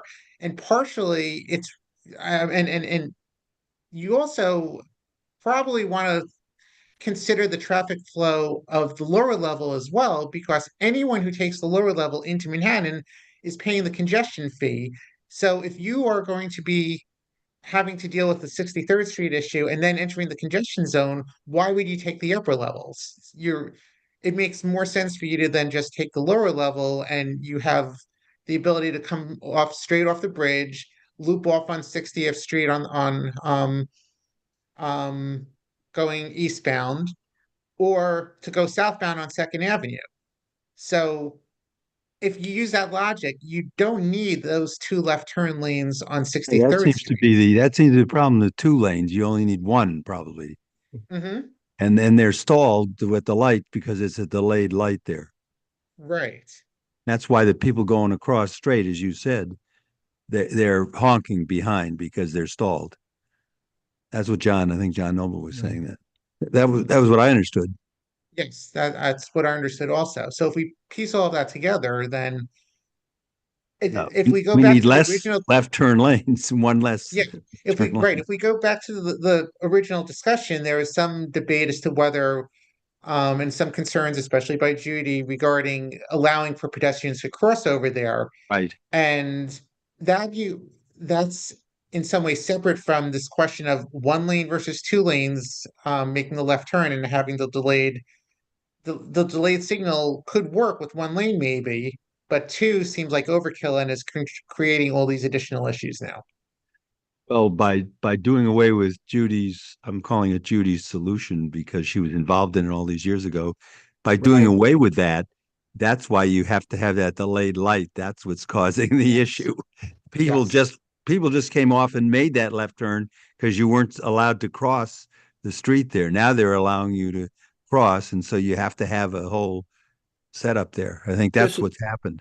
Right. There are some traffic signals as well. Right. So people, I think when they came before the board here, we were skeptical of whether going away from that solution, which was in place for 20 years practically, was not a good idea.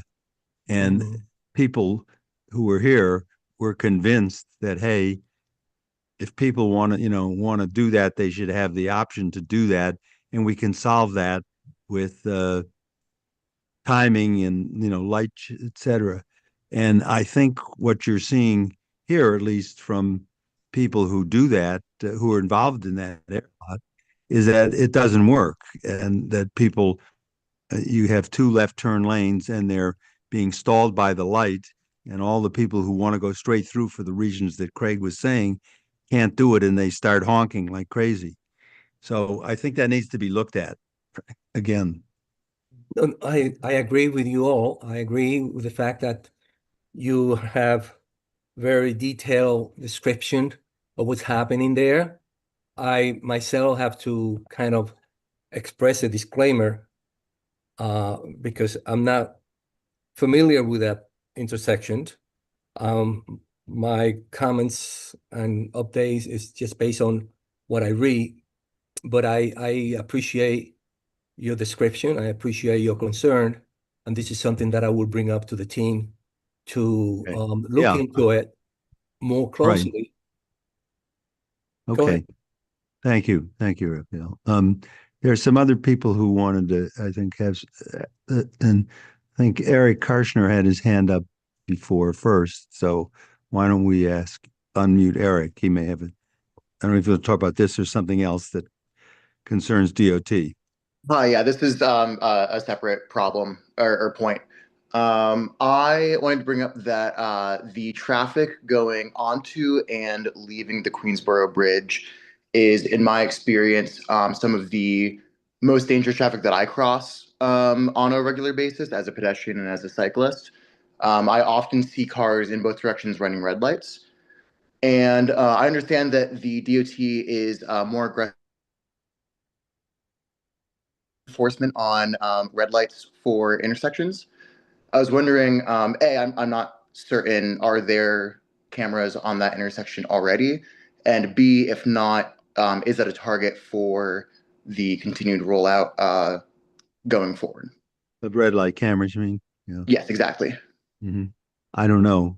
I'm not sure. I don't know. But Can you take a look at that, Raphael? Yes, and get yes. back to the board, and we can get back to Eric on this.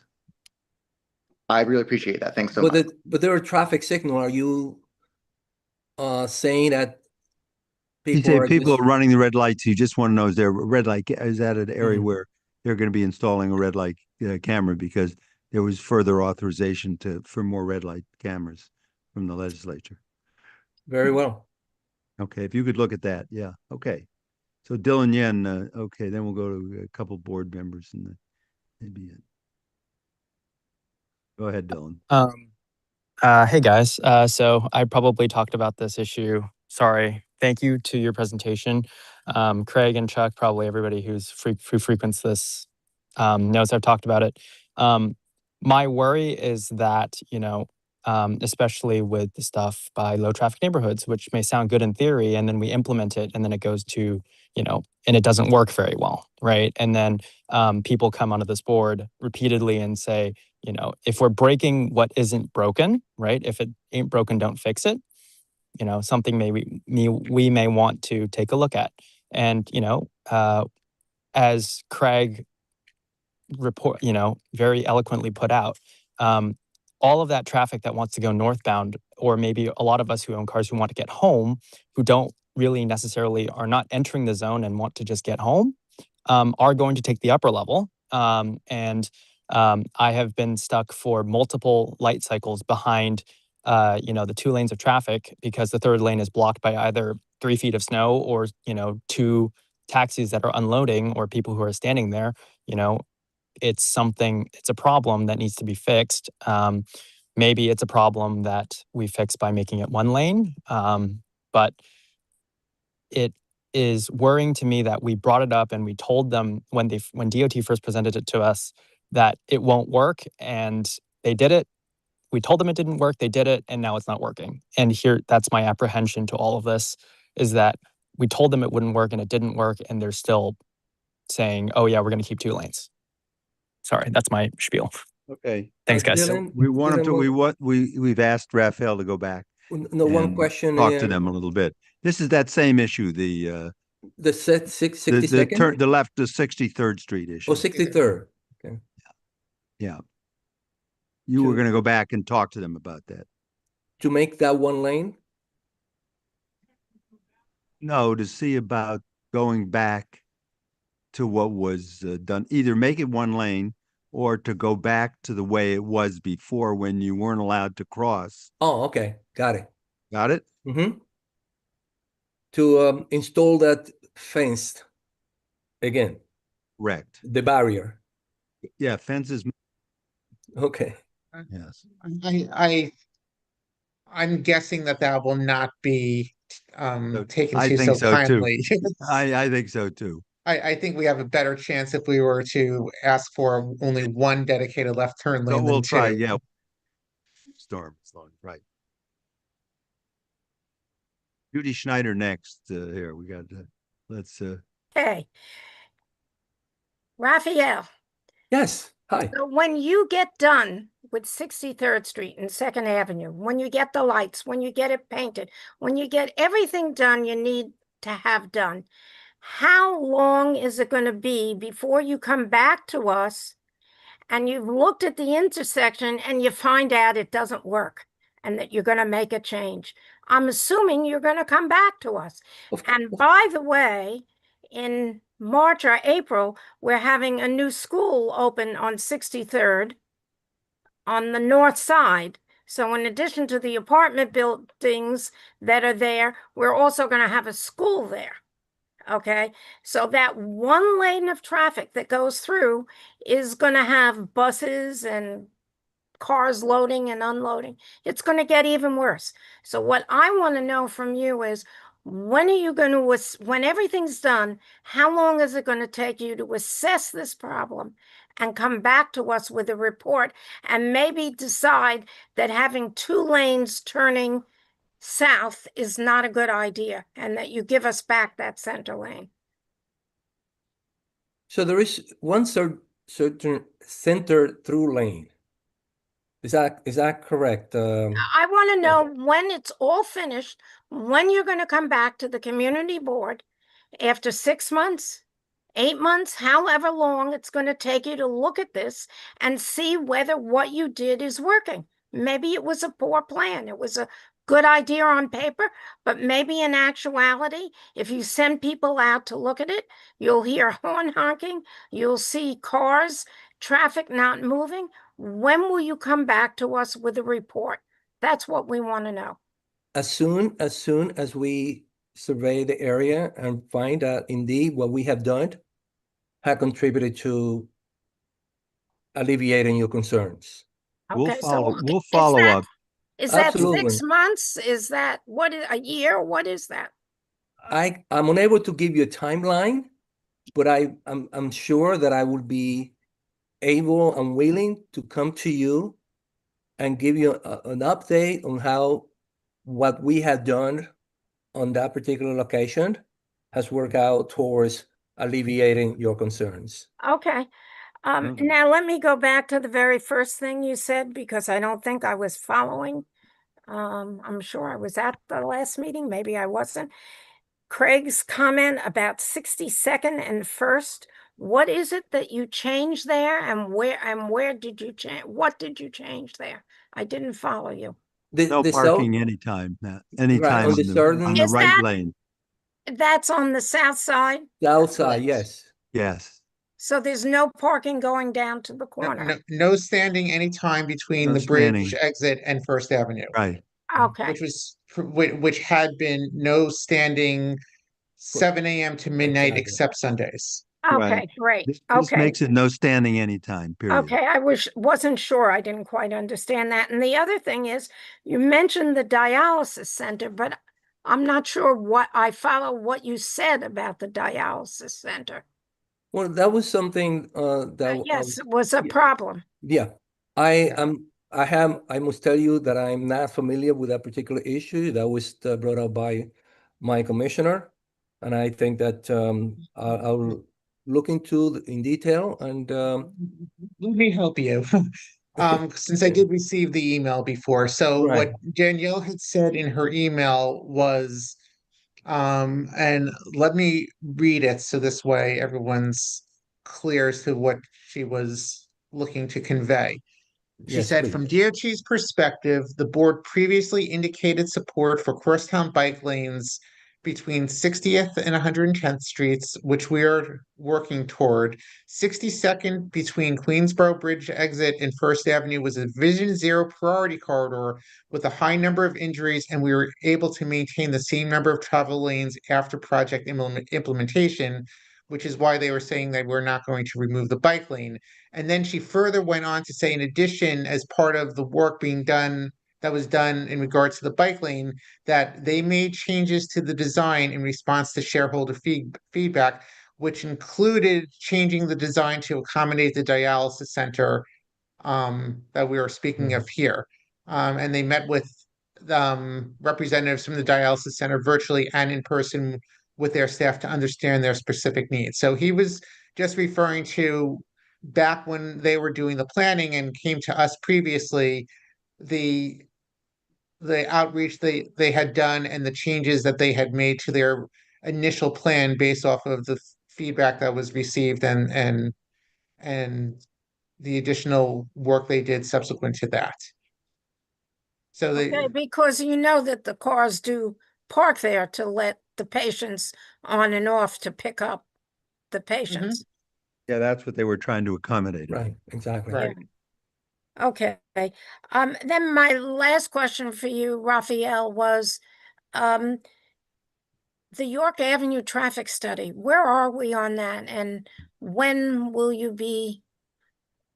we be start working on it again? Well, the resolution that you introduced has allowed us to move forward with that study. And while I don't have a timeline, Data gathering, you mean? Yeah, the data gathering. I will tell you that given the way the weather has behaved, has really limited us in order to do that particular or begin that particular study. So I will tell you that while I don't have the timeline, it's being considered to be done as soon as possible, as soon as the weather permits. And I was just going to add, I was at an event last week in which I was speaking to a colleague of mine who's a senior planner with New York City DOT, and he was the one who alerted me to the fact that the project was possibly in jeopardy if we didn't get moving forward with it. And he was extremely excited to hear about the resolution we passed last month. And then a moment later, I actually met and introduced myself to New York City DOT Commissioner Michael Flynn. And my colleague then said, and he's the one from Community Board 8 who's helping move forward the York Avenue traffic study. So it literally has now gone to the highest levels of New York City DOT where they're aware of it and looking to move this along. They said, Judy, just so you know, I mean, they need the resolution because they didn't want to lose the funding for it. And as soon as the weather permits, they're going to go out and start collecting data. Okay, well, everybody should know that we're going to get some weather in the 70s next week. I assume they're or following the end of this week. So I mean, the weather is getting better now. So yes, hopefully. I think that's correct. I think you're right. Okay. The most important thing here is, as Craig just said, is being elevated. So okay, you're in good hand. Okay. All right. Michelle Birnbaum next. Yeah, so just two things. Firstly, with relative to 63rd Street and the two turning lanes, I would hope, Raphael, that you could take this feedback back to the department now so that we don't have to wait until it's implemented and then we verify that it doesn't work and then we have to unimplement it.